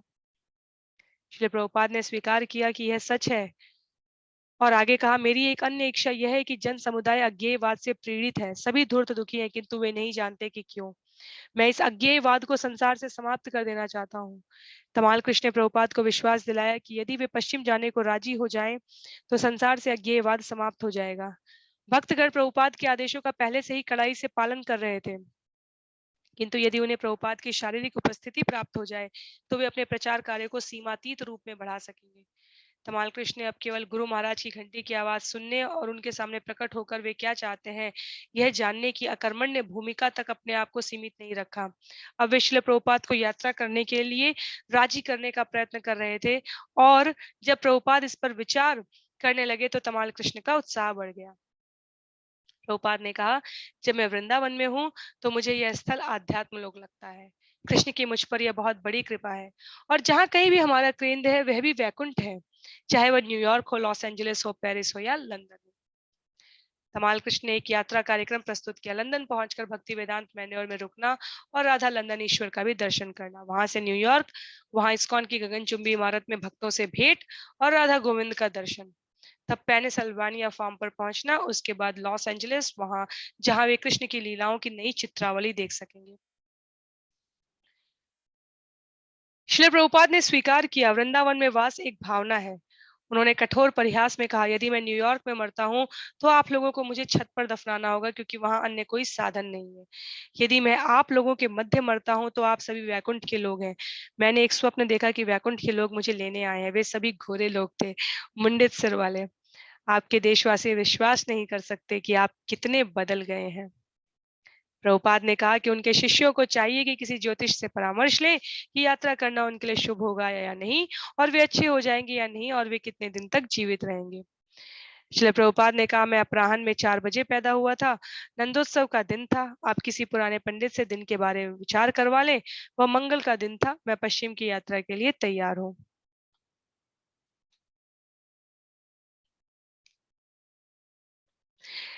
तब तमाल कृष्ण ने भगवत गीता के अध्याय 2 का 37वां श्लोक सुनाया, जिसमें कृष्ण अर्जुन से युद्ध करने को कहते हैं। या तो मृत्यु को प्राप्त होकर तुम स्वर्ग लोक को जाओगे, अथवा विजयी होकर संसार के राज्य का सुख भोगोगे। श्री प्रभुपाद ने कहा कि श्लोक उपयुक्त था। उस दिन पूरी रात और अगले दिन भर वे यात्रा के प्रस्ताव पर विचार करते रहे, और उन्होंने अपने अन्य सेवकों से कहा, तमाल एक बड़े भोजोत्सव की व्यवस्था कर रहे हैं। प्रभुपाद ने तमाल कृष्ण से कहा, मैं कृष्ण से कह रहा था, यह तिल तिल मरना क्या है। तभी आपने वह श्लोक सुनाया। कम से कम मेरे शिष्य जानेंगे कि मैं अपने जीवन का खतरा उठाकर उनके पास पहुंचा हूँ। वे मेरे लिए भविष्य की आशा हैं। मुझे उन्हें अवश्य प्रोत्साहित करना चाहिए। कृष्ण ने अर्जुन को आदेश दिया था, और मैं अर्जुन का सेवक हूँ। मैं इतने संकुचित विचार का नहीं हूँ कि सोचूं कि यह देश मेरा है, हर वस्तु कृष्ण की है। मैं कृष्ण को सीमित क्यों करूं। तमाल कृष्ण ने प्रोत्साहन दिया, जब आप वहां पहुंचेंगे और अपने इतने सारे शिष्यों के साथ होंगे जो कृष्ण भावनामृत के प्रसार में अपना जीवन लगा रहे हैं और आपकी सहायता कर रहे हैं, तो सचमुच वह बहुत प्रेरणाप्रद होगा। आपको अधिक बोलना भी नहीं पड़ेगा, केवल आपकी उपस्थिति पर्याप्त होगी। आप भक्तों को देखेंगे, भक्त आपको देखेंगे, तो वो आपके लिए कोई थकान की बात नहीं होगी। मौसम भी अच्छा है, लंदन अगस्त में अच्छा रहता है, यह बहुत अच्छा समय रहेगा। प्रभुपाद उपेंद्र की ओर मुड़े और बोले, उनके शब्दों से मैं कुछ और ही अनुभव कर रहा हूँ। उन्हें सुनकर मुझे उत्साह हो रहा है। तमाल कृष्ण ने पुनः कहा, श्रील प्रभुपाद, मैं जानता हूँ कि आप पश्चिम में जाकर स्वस्थ हो जाएंगे। श्रील प्रभुपाद बोले, कृष्ण तुम्हारे शब्दों को पूरा करे। उन्होंने तीसरे पहर का शेष समय विभिन्न भक्तों से चैतन्य चरितामृत का पाठ सुनने में बिताया।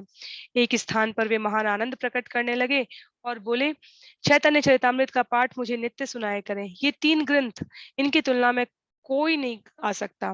मैं इस तरह इनका बखान कर सकता हूँ। मेरा सौभाग्य है कि मैं संसार भर के सामने इन्हें प्रस्तुत करने में समर्थ हुआ हूँ और लोग उन्हें आंख मूंद कर स्वीकार कर रहे हैं। कुछ दिन बीतने के बाद प्रभुपाद ने यात्रा के प्रस्ताव पर अधिक गंभीरता से विचार किया और उसके कुछ दोषों का उल्लेख किया। उन्होंने कहा कि वे जहां भी जाएंगे उनकी शारीरिक दशा उनके साथ लगी रहेगी। चैतन्य चरितामृत, श्रीमद् भागवत और भगवत गीता। तमाल कृष्ण ने कहा, किंतु यहाँ आप कुछ समय से अनुवाद नहीं कर रहे हैं। प्रभुपाद ने तपाक से उत्तर दिया, कौन कहता है कि मैं फिर कभी अनुवाद नहीं करूंगा। हर कार्य के बाद कुछ आराम जरूरी होता है और फिर क्रियाशीलता आती है। प्रभुपाद ने कहा कि एलोपैथी औषधि के अनुसार उनके लिए केवल यही एक आशा थी कि वे गहन उपचार के लिए अस्पताल में दाखिल हो जाएं, किंतु आयुर्वेद के अनुसार विशेष औषधियां हैं। जब प्रभुपाद छज्जे में बैठे अपने सचिव से बात कर रहे थे, तो उस समय वे धूप का चश्मा लगाए थे। वे उन्हें दिन के तीसरे पहर भी लगाए रहते थे और अंधेरे कमरे में भी। उनके शिष्यों के लिए चिंता का यह एक और कारण था। उनकी आंखों में भी कुछ समस्याएं थी। ऐसी दशा में उनका पश्चिम में यात्रा पर जाना और भी संदिग्ध होता जा रहा था। कुछ भक्त आपस में तर्क करने लगे कि प्रभुपाद वृंदावन में ही क्यों नहीं रहते, जहां उनकी सुविधा की हर वस्तु की व्यवस्था की जा सकती है। भक्तों ने 3 ज्योतिषियों को संदेश भेज दिए थे और सभी रिपोर्टें उसी दिन तीसरे पहर प्राप्त हो गई थी। कुछ रिपोर्टों में श्रील प्रभुपाद के पद को जाने समझे बिना मूर्खतापूर्ण उपचार सुझाए गए थे, किंतु सभी रिपोर्टें एक बात में सहमत थीं। अगले 2 महीने प्रभुपाद के जीवन में सबसे अधिक कठिन होने जा रहे थे और इस बीच यात्रा से बचना चाहिए। एक ज्योतिषी की संस्तुति थी कि श्रील प्रभुपाद को नीलमणि धारण करनी चाहिए। सभी रिपोर्ट सुनने के बाद श्रील प्रभुपाद ने कहा, तो निराशा की कोई बात नहीं है। कम से कम अगले 5 सप्ताह मेरी देखभाल बहुत सावधानी पूर्वक करें। संप्रति कोई यात्रा नहीं हो सकती। नीलमणि प्राप्त करें और हरे कृष्ण कीर्तन करते रहें।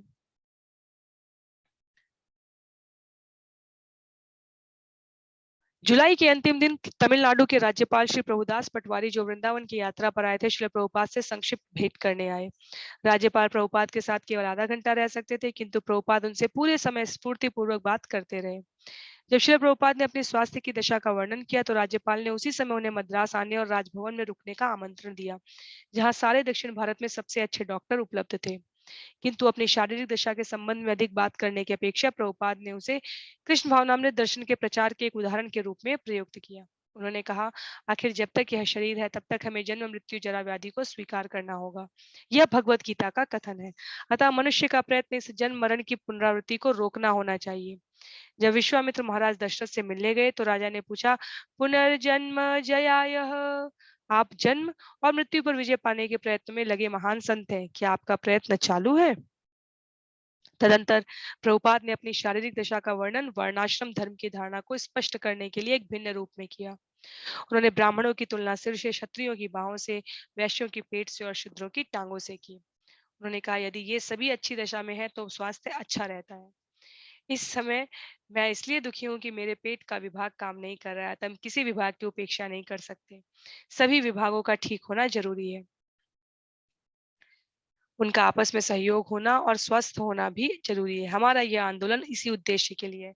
यह सरकार का कर्तव्य है कि वह हमें संरक्षण दे।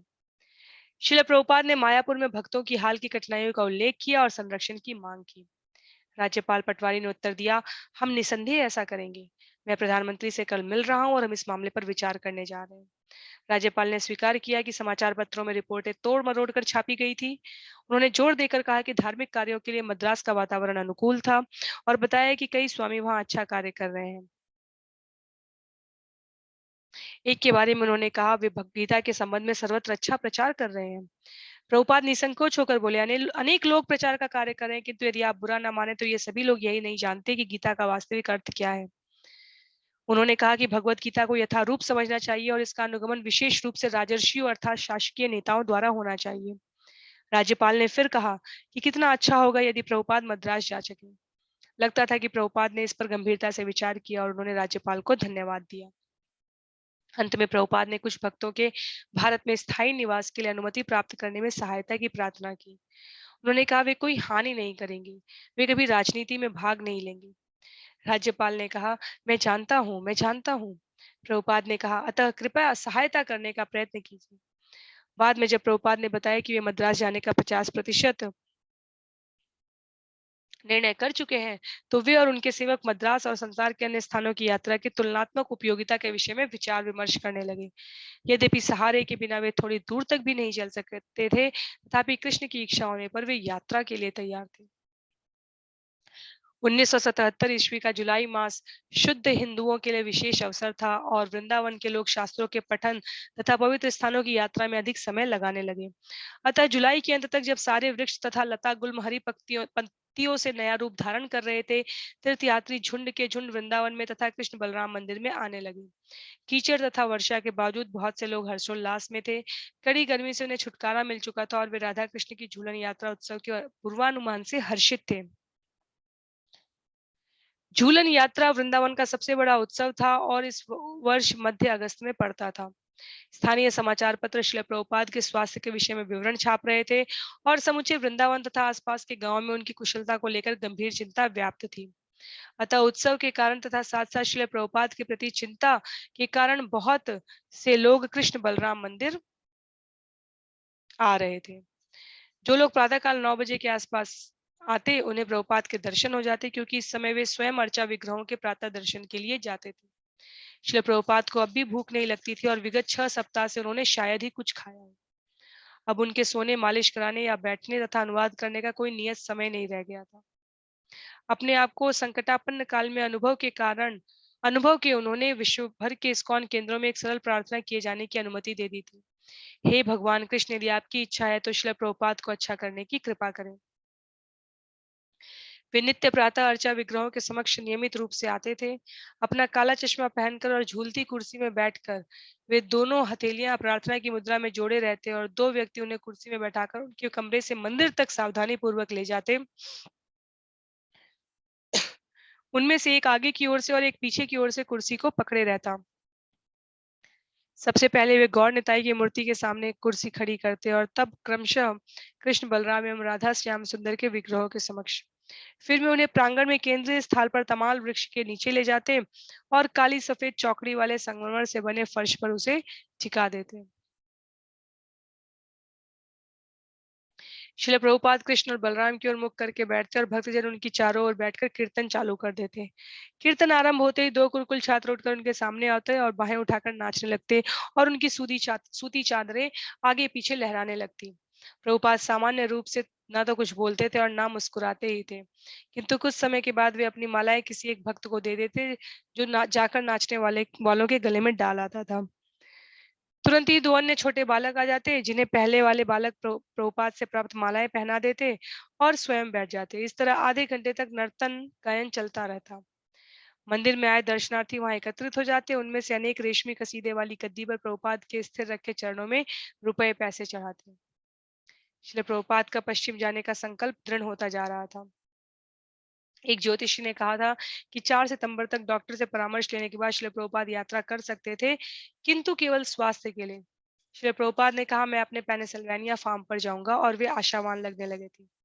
वे ज्योतिषियों को एकमात्र मार्गदर्शक नहीं मानते थे। उन्होंने अधिकतर उत्सुकतावश उनसे परामर्श लिया था।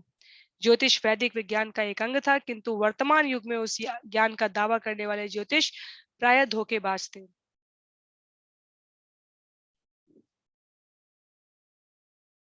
जब अभिराम दिल्ली से एक नए ज्योतिषी की रिपोर्ट लेकर आए तो प्रभुपाद ने उसे सुना, किंतु वे मौन रहकर ध्यानपूर्वक माला फेरते रहे। अभिराम ने कहा, ज्योतिषी ने मुख्य बात यह कही कि अगले 6 महीने कष्ट के हैं, विशेषकर सितंबर का पहला सप्ताह और फिर अक्टूबर तथा नवंबर के कुछ खास दिन। प्रभुपाद की आयु 82 वर्ष 5 महीने 11 दिन है, जिसका तात्पर्य हुआ 28 फरवरी 1978 तक। यह जन्म के समय ग्रहों की स्थिति के अनुसार है, किंतु उसने बिल्कुल स्पष्ट कहा है कि कृष्ण की इच्छा होने पर इसमें परिवर्तन हो सकता है, और यदि 1978 का वर्ष पार हो गया तो आगे 4-5 वर्ष आसानी से निकल जाएंगे। जब रिपोर्ट पूरी हो गई तो श्रील प्रभुपाद कुछ पल मौन रहे, फिर बोले, हिसाब लगाने से आयु पूरी हो गई है, इसमें कोई हर्ज नहीं, वरन यदि मेरा जीवन अब समाप्त हो जाए तो यह बहुत गौरवपूर्ण होगा। तमाल कृष्ण ने कहा, आपका जीवन चलता रहे तो यह भी बहुत गौरवपूर्ण होगा। श्रील प्रभुपाद ने कहा, हाँ, देखिए कृष्ण की क्या इच्छा है। जन्म कुंडली की अन्य बातों से भी आगे का समय अशुभ लगता था, शनि के 8वें घर में प्रवेश के कारण। श्रील प्रभुपाद ने इसका अर्थ यह लगाया कि दोनों ही परिस्थितियों में उनकी हालत अत्यंत नाजुक थी, चाहे वह नक्षत्रों के कारण हो अथवा कृष्ण की इच्छा के कारण। पर नियति को कौन बदल सकता है, यह बात कृष्ण के हाथ में थी। किंतु श्रील प्रभुपाद की रुचि अब भी पश्चिम की यात्रा की ओर थी। उन्होंने कहा, यदि हम कुछ और काम कर लें तो हमारा समाज बहुत शक्तिशाली बन जाएगा। मैं चाहता हूं कि मैंने जो कुछ किया है वह और अधिक शक्तिशाली बन जाए।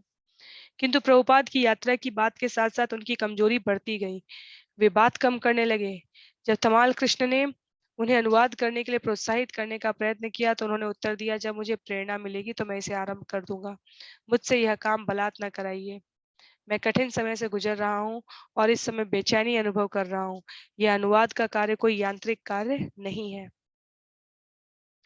झूलन यात्रा में आने वाले तीर्थ यात्री अधिकांशतः ग्रामीण थे। उनमें से बहुत से राजस्थान से आए थे। स्त्री तथा पुरुष चमकदार रंगीन वस्त्र पहने थे और स्त्रियां भारी भारी सोने और चांदी की चूड़ियां तथा कंगन पहनी थी। अतः जब वे खुले पांव सड़क पर चलती तो छम छम की आवाज निकलती। भिक्षु साधुओं की भी संख्या बढ़ने लगी और वे प्राय अपने शरीर में भभूत और माथे पर चमकदार रंगीन तिलक लगाए दिख जाते। यमुना में कई स्थानों में बाढ़ आ गई थी और उसकी धारा इतनी तेज हो गई थी कि उसमें नहाना या तैरना नहीं हो सकता था। हजारों यात्री कृष्ण बलराम मंदिर देखने आए, जो उस समय उत्तर भारत में सबसे प्रसिद्ध मंदिर था। कृष्ण बलराम मंदिर की सांध्यकालीन आरती में इतनी भीड़ हो जाती कि आवासीय भक्त उसमें सम्मिलित न हो पाते और धक्कम धक्का करती भीड़ के पीछे आंगन के एक सिरे पर खड़े हो जाते। कुछ गुरुकुल छात्र अतिथियों का स्वागत बैक टू गॉडहेड पत्रिका से करते और एक रात में 200-300 प्रतियां बेच लेते। यह सुनकर प्रभुपाद प्रसन्न होते। शिला प्रभुपाद के पश्चिम के कुछ भक्त भी पहुंच गए ताकि वे उनके साथ रह सके और उनकी छोटी मोटी सेवा कर सके। जब प्रभुपाद अपने अंधेरे ठंडे कमरे में उनसे मिले, उस समय वे अपने बिस्तर में बैठे थे। आने वालों में से एक मधुद्वेष 1 वर्ष से अधिक समय पूर्व कृष्ण भावनामृत छोड़ चुका था, किंतु अब वह प्रभुपाद के सामने मुंडित सिर और वैष्णव तिलक लगाए प्रस्तुत था। भावपूर्ण स्वर में प्रभुपाद बोले, हमें छोड़ो मत। तुम गृहस्थ के रूप में रह सकते हो, किंतु हमें छोड़ो मत। सत्स्वरूप से प्रभुपाद ने कहा, मुझे तुम्हारी पत्रिका बैक टू गॉडहेड पसंद आई, विशेषकर श्री प्रभुपाद की वाणी शीर्षक लेख। श्रुति कीर्ति हवाई से आया था। उसने कुछ मोमबत्तियां दिखाई जो वे लोग बनाकर बेच रहे थे। प्रभुपाद हंसने लगे। उन्होंने कहा, तुम पश्चिम वालों के पास धन का अभाव नहीं है, किंतु अब मैंने तुम लोगों को सिखाया है कि उसे खर्च कैसे करना चाहिए। आधे घंटे से अधिक समय तक प्रभुपाद प्रसन्नतापूर्वक बातें करते रहे। बाद में तमाल कृष्ण ने भक्तों को बताया कि प्रभुपाद का दृष्टिकोण उनके आसपास के लोगों और उनसे मिलने वाले समाचारों के अनुसार बदलता दिखाई देने लगा था। उन्होंने प्रभुपाद के पश्चिम जाने की योजना के बारे में भी लोगों को बताया। उस दिन शाम को जब प्रभुपाद ने तमाल कृष्ण और अन्यों को बुलाया तो भक्त एकत्रित हो गए और प्रभुपाद के पास छज्जे पर चले गए। वे नहीं जानते थे कि क्या होने वाला है। प्रभुपाद अपने बिस्तर में लेटे थे। उन्होंने कहा, बैठ जाओ, मैं केवल तुम सबको देखना चाहता हूँ। तुमसे मुझे जीवन शक्ति मिलती है। उन्होंने अपने इर्द गिर्द बैठे भक्तों को कृपा और प्रेम भरी दृष्टि से देखा। हवा में कोयले की अंगीठी से उठती लोबान की गंध भर रही थी, जिसे उपेंद्र ने मच्छरों को भगाने के लिए सुलगा दिया था। मंदिर में सांध्यकालीन आरती आरंभ हो गई और कीर्तन की ध्वनि छोटे छज्जे तक पहुंचने लगी। वहां मौजूद भक्त एक एक करके प्रभुपाद की मालिश करने लगे। श्रुति कीर्ति और सत्स्वरूप एक एक पैर की मालिश कर रहे थे, जबकि तमाल कृष्ण सिर की मालिश करने लगा। एक अन्य भक्त पंखा जल रहा था। प्रभुपाद नेत्र बंद किए शांतिपूर्वक लेट गए। उन्होंने कहा, तुम सभी वैष्णव हो, मेरे प्रति दया करो। स्पष्टतः श्रील प्रभुपाद अच्छे समाचार सुनना चाहते थे, इससे उन्हें जीवित रहने की प्रेरणा मिलती थी। वे अन्य समाचार नहीं सुनना चाहते थे। उनका सचिव तीसरे पहर पत्र पढ़कर उन्हें सुनाता था और प्रभुपाद ने उस समय अन्य भक्तों को भी वहां रहने की अनुमति देना आरंभ कर दिया था। एक बार जब वे उनके कमरे में दाखिल हुए तो उन्होंने कहा, यदि इस संसार में एक भी वैष्णव हो तो वह सारे संसार का उद्धार कर सकता है। सत्स्वरूप ने कहा, श्रील प्रभुपाद, वह एक वैष्णव आप हैं। श्रील प्रभुपाद बोले, आप में से प्रत्येक वह वैष्णव बन जाए, क्यों नहीं? गुरु कृपा स्वामी ने कहा, हम प्रयत्न कर सकते हैं। श्रील प्रभुपाद बोले, हाँ प्रयत्न करो, किंतु अनुसरण करो, नकल नहीं। तमाल कृष्ण ने कहा, पुस्तक वितरण के संबंध में एक पत्र है, मासिक रिपोर्ट। प्रभुपाद ने कहा, यह सचमुच बहुत अच्छा समाचार है। और जब तमाल कृष्ण बीबीटी का समाचार पत्र पढ़ने लगे तो प्रभुपाद ने उसे पूरे ध्यान से सुना। वे प्रसन्न थे, कभी कभी विचार मग्न हो जाते थे, सिर हिलाने लगते थे और अपने शिष्यों की उपलब्धियों को सुनकर मुस्कुराने लगते थे। उसके बाद उन्होंने घनश्याम का एक लंबा पत्र सुना, जिसमें उसके पूर्वी यूरोप में पुस्तक वितरण की भारी सफलता का वर्णन था। जब उन्होंने तुलसीदास का पत्र सुना, जो दक्षिण अफ्रीका में कृष्ण भावनामृत वाले एक कृषि फार्म संघ का विकास कर रहे थे, तो उन्होंने टिप्पणी की, इस पत्र से मेरी छाती फूल जाती है कि मेरे ऐसे शिष्य हैं जो ऐसे कार्य कर रहे हैं। एक अन्य पत्र में एक भक्त ने एक प्रार्थना लिखी थी कि उसके सभी गुरु भाई प्रभुपाद के लिए प्रार्थना कर रहे हैं और आशा है कि कृष्ण उनकी प्रार्थना सुनेंगे। प्रभुपाद ने कहा, निश्चय ही, मैं सचमुच आप सबकी प्रार्थना पर जीवित हूँ। मैंने विगत 6 महीनों में भोजन नहीं किया है, अतः मैं केवल आपकी प्रार्थना पर जीवित रह रहा हूँ। और दक्षिण अफ्रीका के एक पत्र से यह सुनकर कि भक्त उनके लिए प्रार्थना कर रहे हैं, उन्होंने कहा, मैं सोचता हूँ मुझे जीवित रहना पड़ेगा। कृष्ण बड़े दयालु हैं, वे भक्त वत्सल हैं। इतने सारे भक्त प्रार्थना कर रहे हैं, ये निष्फल नहीं जा सकती। मैं समझता हूँ कि यही कारण है कि मुझे बाहर जाने की प्रेरणा हो रही है। इस हालत में अन्य कोई मरने की तैयारी करता है, किंतु मैं यात्रा पर जा रहा हूँ। मैं इसे केवल भावुकता नहीं मानता, कृष्ण भावनामृत आंदोलन के रूप में स्वयं कृष्ण विद्यमान है। मैं जहां भी अपने लोगों के मंदिर में जाऊं, वहां मैं बिना वृंदावन के नहीं हूं। पंच द्रविड़ स्वामी ने लिखा कि वे अपना यौवन प्रभुपाद की वृद्धावस्था के बदले में देने को तैयार हैं। श्रील प्रभुपाद ने कहा, हमारी अवस्था समान है, शरीर का आत्मा से कोई संबंध नहीं। वैकुंठ लोक में हम समान अवस्था वाले हैं, नया जीवन, नए बालक, नए नव यौवन। बाहरी वेशभूषा का कोई असर नहीं होता।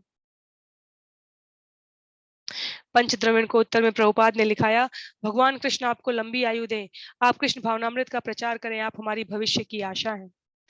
जो भक्त प्रभुपाद के साथ महीनों से नहीं रहे थे, उनके लिए मानो पुराना समय लौट आया था। प्रभुपाद के साथ बैठना, उन्हें पत्रों का जवाब लिखाते सुनना और कृष्ण भावनामृत के धर्मोपदेश में विजयी बनने का उपदेश देना। उनका वार्तालाप सुनते समय सब कुछ ठीक लगने लगा था, किंतु जब वे उनके कमरे से जाने लगे तो प्रभुपाद ने मंद स्वर में कहा, ये मेरे अंतिम दिन है।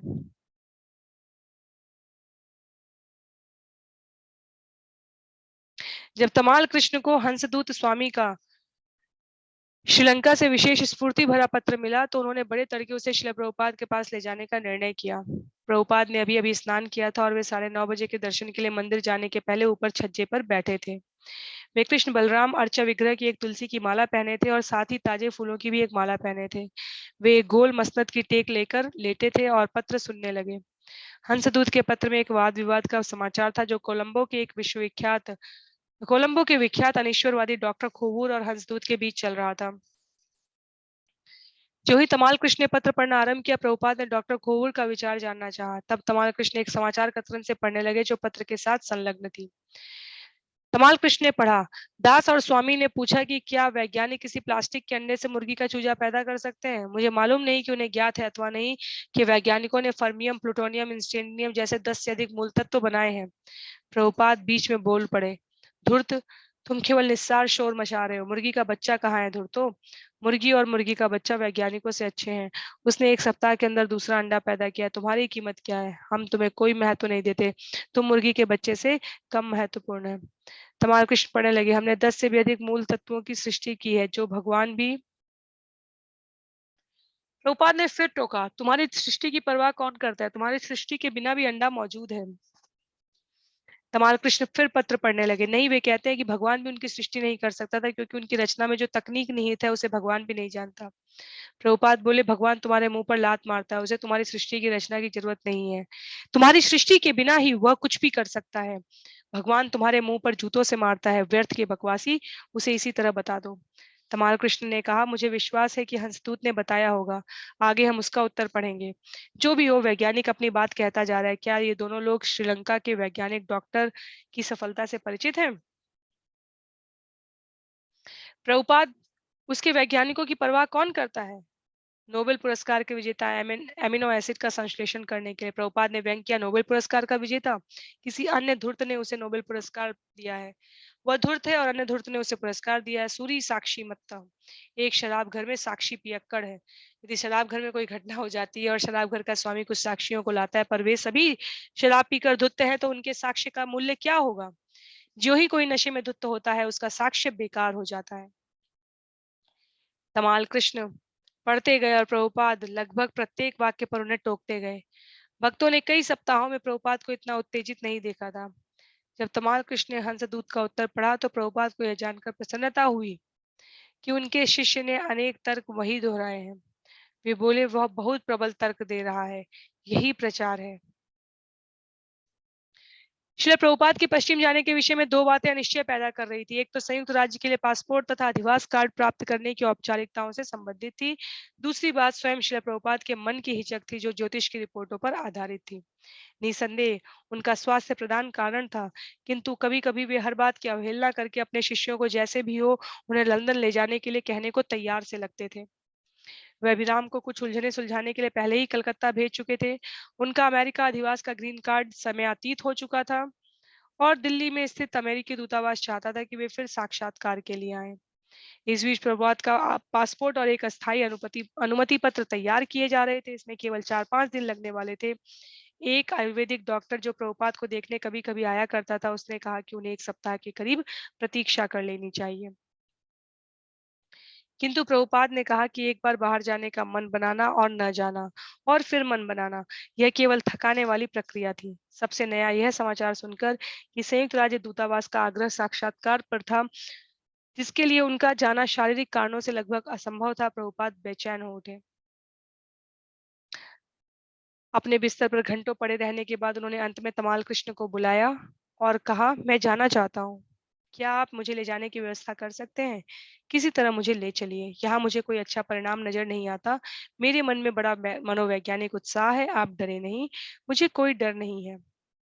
मैं चाहे यहाँ मंदिर में मरूं या वहां, वैकुंठ सर्वत्र है। तमाल कृष्ण ने चाहा कि वे उनको जीबीसी के लोगों से परामर्श कर लें जो वहां मौजूद थे, किंतु जब भक्तजन प्रभुपाद के कमरे में तीसरे पहर आए, तो प्रभुपाद ने कहा, कोई परामर्श नहीं, मैंने निश्चय कर लिया है, जाने की व्यवस्था तुरंत की जाए। और फिर कुछ गड़बड़ी हो गई। डॉक्टर ने श्रील प्रभुपाद से 1 सप्ताह और प्रतीक्षा करने को कहा और प्रभुपाद भी संयुक्त राज्य के लिए ग्रीन कार्ड प्राप्त किए बिना भारत छोड़ना नहीं चाहते थे। उन्होंने बलवंत को कोशिश करने और ग्रीन कार्ड प्राप्त करने के लिए कलकत्ता भेजा। इतने सारे मामलों के निश्चय में लटके होने के कारण प्रभुपाद निश्चय नहीं कर पा रहे थे कि इंग्लैंड तुरंत जाएं या प्रतीक्षा करें। श्रील प्रभुपाद ने कहा, मेरी योजना अमेरिका में रहने की है। जब तक मैं भागवत पूरी नहीं कर लूं, मैं वापस नहीं आऊंगा। मैं वहां लोगों को संगठित करना चाहता हूँ। अमेरिकी बालक इतने अच्छे हैं। यदि मैं वहां हर चीज को मजबूत बना दूं, तो आंदोलन स्थायी हो जाएगा। चलिए वहां अभी चलें। डॉक्टर कहेगा कि दवा 4 दिन में काम करेगी और तब कहेगा कि थोड़ी और प्रतीक्षा करो। उनका तरीका यही है। अंत में कलकत्ता से अभिराम की रिपोर्ट मिली कि पासपोर्ट प्राप्त हो चुका था और अमेरिका के कलकत्ता स्थित वाणिज्य दूतावास का कहना था कि वह ग्रीन कार्ड प्राप्त करने में मदद करेगा। तमाल कृष्ण दौड़ते हुए ऊपर गए और श्रील प्रभुपाद से बोले, बहुत अच्छा समाचार आया है। श्रील प्रभुपाद बिस्तर में लेटे थे, किंतु जब उन्होंने समाचार सुना तो वे धीरे धीरे तालियां बजाने लगे और बोले, मुझे अच्छे समाचार देते रहो और इसी तरह जीवित रखो। वे लंदन के विषय में सोचने लगे। उन्होंने कहा, वहां के राधा कृष्ण अर्चा विग्रह कितने अच्छे हैं। राधा लंदनेश्वर कितना निरीह बालक है वह। तमाल कृष्ण ने प्रभुपाद को याद कराया कि उन लोगों ने उन अर्चा विग्रहों को कैसे प्राप्त किया था। प्रभुपाद ने कहा, हाँ, सब कुछ अप्रत्याशित ढंग से हुआ। मैं बिल्कुल निराश था, किंतु कृष्ण बोले, मैं यहाँ हूँ, मुझे ले चलो। श्रील प्रभुपाद को भक्ति वेदांता मैनोर की याद आई। उन्होंने कहा, मेरे कमरे के सामने का मैदान कितना शानदार है। मैं समझता हूँ कि अच्छा समय आने वाला है। मधुद्वेष आ गया है और गौर सुंदर आ गया है। खोया हुआ लड़का वापस आ गया है। ये अच्छे लड़के हैं। प्रभुपाद के इस तरह बोलते रहने से उनकी आवाज जो पहले धीमी और कमजोर लगती थी, जोरदार मालूम होने लगी। अपने कुछ शिष्यों के पतन का निर्देश करते हुए उन्होंने कहा, गलती हो सकती है किंतु उसे ठीक भी किया जा सकता है। गलतियां ना हो, इस विषय में बहुत सावधान रहना चाहिए। जो थोड़ी सी भी सेवा करता है, कृष्ण उसे कभी नहीं भूलते। तमाल कृष्ण ने कहा, आप भी नहीं भूलते प्रभुपाद। मैं कैसे भूल सकता हूँ? आप सबने भगवान चैतन्य और मेरे गुरु महाराज के मिशन को पूरा करने में मेरी सहायता की है। मैं कृष्ण से सदैव प्रार्थना करता हूँ कि वे आपको शक्ति दें। मैं नगण्य हूँ, मैं कुछ नहीं कर सकता, किंतु मैं कृष्ण से प्रार्थना करता हूँ कि वे आपको शक्ति दें। प्रभुपाद को याद आया कि ऑस्ट्रेलिया में विग्रहों की स्थापना के बाद उन्होंने किस तरह सोचा था, ये म्लेच्छ और यवन विग्रह का क्या करेंगे। उसके पश्चात जब वे दूसरी बार वहां गए तो उन्होंने देखा कि वे विग्रह की उपासना बढ़िया ढंग से कर रहे थे। उन्होंने कहा, हर चीज अच्छी तरह करने का प्रयत्न करो और कृष्ण सहायता करेंगे। मैंने जो कुछ भी किया है वह इसी सिद्धांत पर किया है, और जो कुछ मेरे गुरु महाराज ने मुझे सिखाया मैंने अपनी योग्यता भर उसे करने का प्रयत्न किया। श्री प्रभुपाद बोलते रहे। वे दिव्य भावावेश से भरे थे और उनका शिष्य भी उनका साथ दे रहा था। उन्होंने कहा, मैं जब अमेरिका जाता हूँ, विशेषकर लॉस एंजलिस या न्यूयॉर्क, तो मुझे घर जैसा ही लगता है। न्यूयॉर्क का नाम आने पर वे वहां के अपने प्रारंभिक दिनों को याद करने लगे। उन्होंने कहा, मैं गली के लड़के जैसा था। यहाँ वहां के दृश्य देखता मैं चक्कर लगाता था। किंतु मैं न्यूयॉर्क शहर में था, किंतु एक दिन सवेरे मैंने देखा कि सभी दीवारें सफेद थी। मैंने सोचा, ये सफेद कैसे हो गई? इन पर सफेदी किसने कर दी है? मैं नीचे गया और देखा कि इतना अधिक हिमपात हो गया था। मैंने एक छाता लिया और उसी हिमपात के बीच जाकर दूध का एक डब्बा खरीदा। उस समय मैं एक गंदी अंधेरी कोठरी में रहता था। वहां हमेशा अंधेरा रहता था, किंतु कोई चिंता नहीं थी। कठिनाइयां जैसी भी थी, मैं उसकी परवाह नहीं करता था। मैं केवल प्रचार करना चाहता था। कभी कभी लोग मुझे छू लिया करते थे, जैसे बोवरी के लोग, लेकिन मेरे प्रति किसी में शत्रु भाव नहीं था। हर एक मेरे प्रति मित्रवत था, आवारा लोग भी। जब मैं अपने न्यूयॉर्क की इमारत के अंदर जाना चाहता था तो आवारा जो आवारा वहां पड़े होते थे उठ जाते थे और मुझे जाने देते थे। मेरे लिए मित्र और शत्रु में कोई भेद नहीं था। प्रभुपाद ने बताया कि उनके एक मित्र को यह सुनकर दहशत हो गई थी कि वे बोवरी में जा रहे हैं। मित्र ने कहा था, ओ स्वामी जी, आप बोवरी स्ट्रीट में रहने जा रहे हैं, वह बड़ा भयावह स्थान है। प्रभुपाद ने कहना जारी रखा, मैं अनेक खतरों से होकर निकला, किंतु मैंने कभी नहीं सोचा यहाँ खतरा है।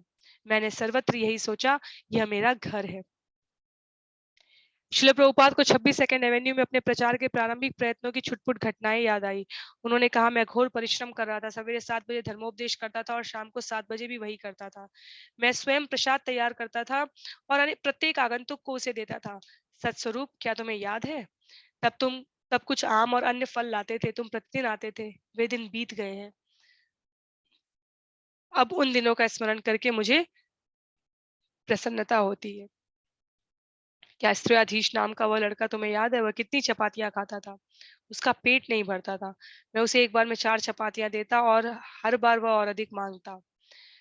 कीर्तनानंद, अच्युतानंद आदि 75 लोग रविवार के भोज में सम्मिलित होते थे। प्रभुपाद को याद आया सैन फ्रांसिस्को का पहला मंदिर, लॉस एंजलिस का पहला मंदिर। उन्हें याद आया सियाटल जाना, गौर सुंदर को ठेल कर हवाई भेजना और हवाई से गोविंद दासी का पत्र प्राप्त करना, जिसमें उसने लिखा था कि उस समय वहां आम का मौसम था और सिवाय उस समय के जबकि प्रभुपाद वहां होते थे, वहां चूहों का मौसम रहता था और सारी रात चूहे छत की कड़ियों में दौड़ा करते थे। श्री प्रभुपाद ने कहा, यह एक नया जीवन है, कृष्ण भावना भावी जीवन, इसमें कोई संदेह नहीं। वे अगली यात्रा की बात फिर सोचने लगे और बोले कि वे वायुयान में 3 सीटों में फैलकर सोएंगे। किंतु उन्होंने भक्तों को आगाह किया कि वे सावधान रहें कि अमेरिका पहुंचने पर कहीं उनका अपहरण न हो जाए। पहले वे सोचा करते थे कि उन्हें पश्चिम जाने से हो सकता है कृष्ण रोक रहे थे, जिससे वे म्लेच्छों द्वारा तंग न किए जाए, किंतु अब वे जाएंगे चाहे जो भी हो। प्रभुपाद जाने को तैयार थे, किंतु विलंब पर विलंब होता रहा और चिंताएं बनी रही। बलवंत कलकत्ता से लौट आया, किंतु उससे मिलकर प्रभुपाद को प्रसन्नता नहीं हुई। उन्होंने जानना चाहा कि वह अभिराम के बिना ही क्यों लौट आया था। बलवंत ने कहा कि वह प्रभुपाद के साथ होना चाहता था और उसका ऐसा विचार था कि ग्रीन कार्ड प्राप्त करने की रही सही कार्यवाही अभिराम कर लेगा। प्रभुपाद ने बलवंत को डांट बताई और कहा कि गुरु की सेवा उनके साथ होने की तुलना में अधिक महत्वपूर्ण है। जब टिकट की व्यवस्था करने के लिए तमाल कृष्ण दिल्ली गए, तब टिकट की व्यवस्था करने के लिए तमाल कृष्ण दिल्ली गए। जब 2 दिन के बाद प्रभुपाद को मालूम हुआ कि उनके और तमाल कृष्ण और अन्य अमेरिकियों के भारत से प्रस्थान करने में कई सप्ताह का विलंब हो सकता है, तो उन्होंने कहा कि वे उनके बिना ही श्रुतकीर्ति को अपने सेवक के रूप में लेकर तुरंत जाने को तैयार हैं। उसके बाद प्रभुपाद को लंदन में हवाई अड्डे में हड़ताल का समाचार मिला और उनके निर्धारित प्रस्थान के पहले की रात में उनका स्वास्थ्य बिगड़ गया। अनेक भक्तों ने उनसे न जाने का आग्रह किया, किंतु टिकट और पासपोर्ट विस्मयकारी ढंग से पहुंच गए और 28 अगस्त की आधी रात में वृंदावन में 6 महीने रहने के बाद श्रील प्रभुपाद और उनके दल ने कृष्ण बलराम मंदिर के मुख्य द्वार से निकलकर कारों के एक कारवां में दिल्ली की ओर प्रस्थान किया। प्रभुपाद के प्रस्थान के ठीक पूर्व उनके एक मित्र विशन चंद्र सेठ आए और प्रतिवाद किया, यदि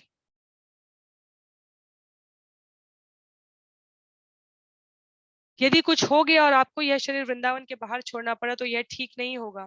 प्रभुपाद ने कहा कि चूंकि उनके शिष्य उन्हें इतना अधिक प्रेम करते थे, इसलिए वे उनकी प्रार्थना का इनकार नहीं कर सकते थे। उन्होंने कहा कि यदि यात्रा में बहुत अधिक कठिनाई हुई तो वे तुरंत लौट पड़ेंगे। उन्होंने श्रीमान सेठ से कहा कि वे केवल कृष्ण पर निर्भर थे। प्रभुपाद अपनी कार की पिछली सीट पर एक चटाई पर लेटे रहे और वर्षा के कारण खराब हुई सड़कों पर 2 घंटे यात्रा करने के बाद वे दिल्ली हवाई अड्डे पहुंच गए। श्रील प्रभुपाद कार में लेटे हुए प्रतीक्षा कर रहे थे। सवेरे के पहले कुछ गर्मी थी और भक्तों ने कार के दरवाजे खोल दिए थे। भवानंद स्वामी, जो बंगाल की जेल से अभी अभी छूटे थे, प्रभुपाद से मिलने के लिए ठीक समय पर पहुंच गए थे। भवानंद कार के पास गए, उन्होंने अपना सिर प्रभुपाद के चरणों पर रख दिया। प्रभुपाद ने पूछा, कैसे हो? भवानंद ने रिपोर्ट दी कि मायापुर में हर चीज में सुधार हो रहा था। सभी स्थानीय साधु और नागरिक अब उन गुंडों के विरुद्ध इस्कॉन के पक्ष में हो गए थे जिन्होंने मंदिर पर आक्रमण किया था। सीमा शुल्क आदि औपचारिकताएं पूरी करने से पहले प्रभुपाद को कार से निकालकर हवाई अड्डे के एक प्रतीक्षा कक्ष में ले जाया गया। तब जब प्रभुपाद ने तमाल कृष्ण, उपेंद्र, प्रद्युम्न और उसकी पत्नी अरुंधति के साथ प्रस्थान किया, उस समय उनको विदा देने के लिए लगभग 10 शिष्य हवाई अड्डे पर मौजूद थे। हवाई अड्डे की गाड़ी में प्रभुपाद सीधे तनकर बैठे थे और माला की थैली में उनकी अंगुलियां मनकों पर घूम रही थी। उन्होंने पाँव में सैंडल पहने हुए थे और उनके पैरों में हल्की सूजन थी और हाथों में भी सूजन थी। वे यह देखने चारों ओर ताक रहे थे कि वहां कौन से शिष्य मौजूद थे और उन्हें पहचान कर वे सिर हिला रहे थे। भक्तों को लगा कि प्रभुपाद को कुछ बोलने की जरूरत नहीं थी, उनके पास होना ही आश्चर्यजनक और संतोषप्रद अनुभूति थी। वे सब कुछ कह चुके थे और अनेक ढंगों से अपनी पुस्तकों में अपने आप को प्रकट कर चुके थे। अतः भक्तगण कीर्तन करते रहे और प्रेम से उन्हें निहारते रहे, जब तक कि अंत में व्हील चेयर में बैठकर भी वे वायुयान तक नहीं पहुंच गए। तो हम देख सकते हैं इस प्रकार के श्रील प्रभुपाद 81 वर्ष की अवस्था में करीब करीब जीवन की परे की संभावनाओं में जाते हुए अपने उत्साह और आत्मविश्वास, भक्तों के सहयोग से, शिष्यों के क्षण प्रति क्षण के सेवा भाव से मुदित होकर अपने आप को जीवन के बचे हुए हर क्षण में प्राणी मात्र के कल्याण के लिए, कृष्ण भावनामृत करने, उनको चेतना युक्त करने के लिए, अपने आप को उद्यत करने के लिए प्रस्तुत थे। तो इसी के साथ आज का ये सत्र यहाँ पर समाप्त होता है। अगले सत्र में हम सभी प्रकरण 53 को श्रवण और पठन करने का प्रयास करेंगे। श्रील प्रभुपाद की जय, श्रील गुरुदेव की जय, अनंत कोटि वैष्णव वृंद की जय। हरे कृष्णा।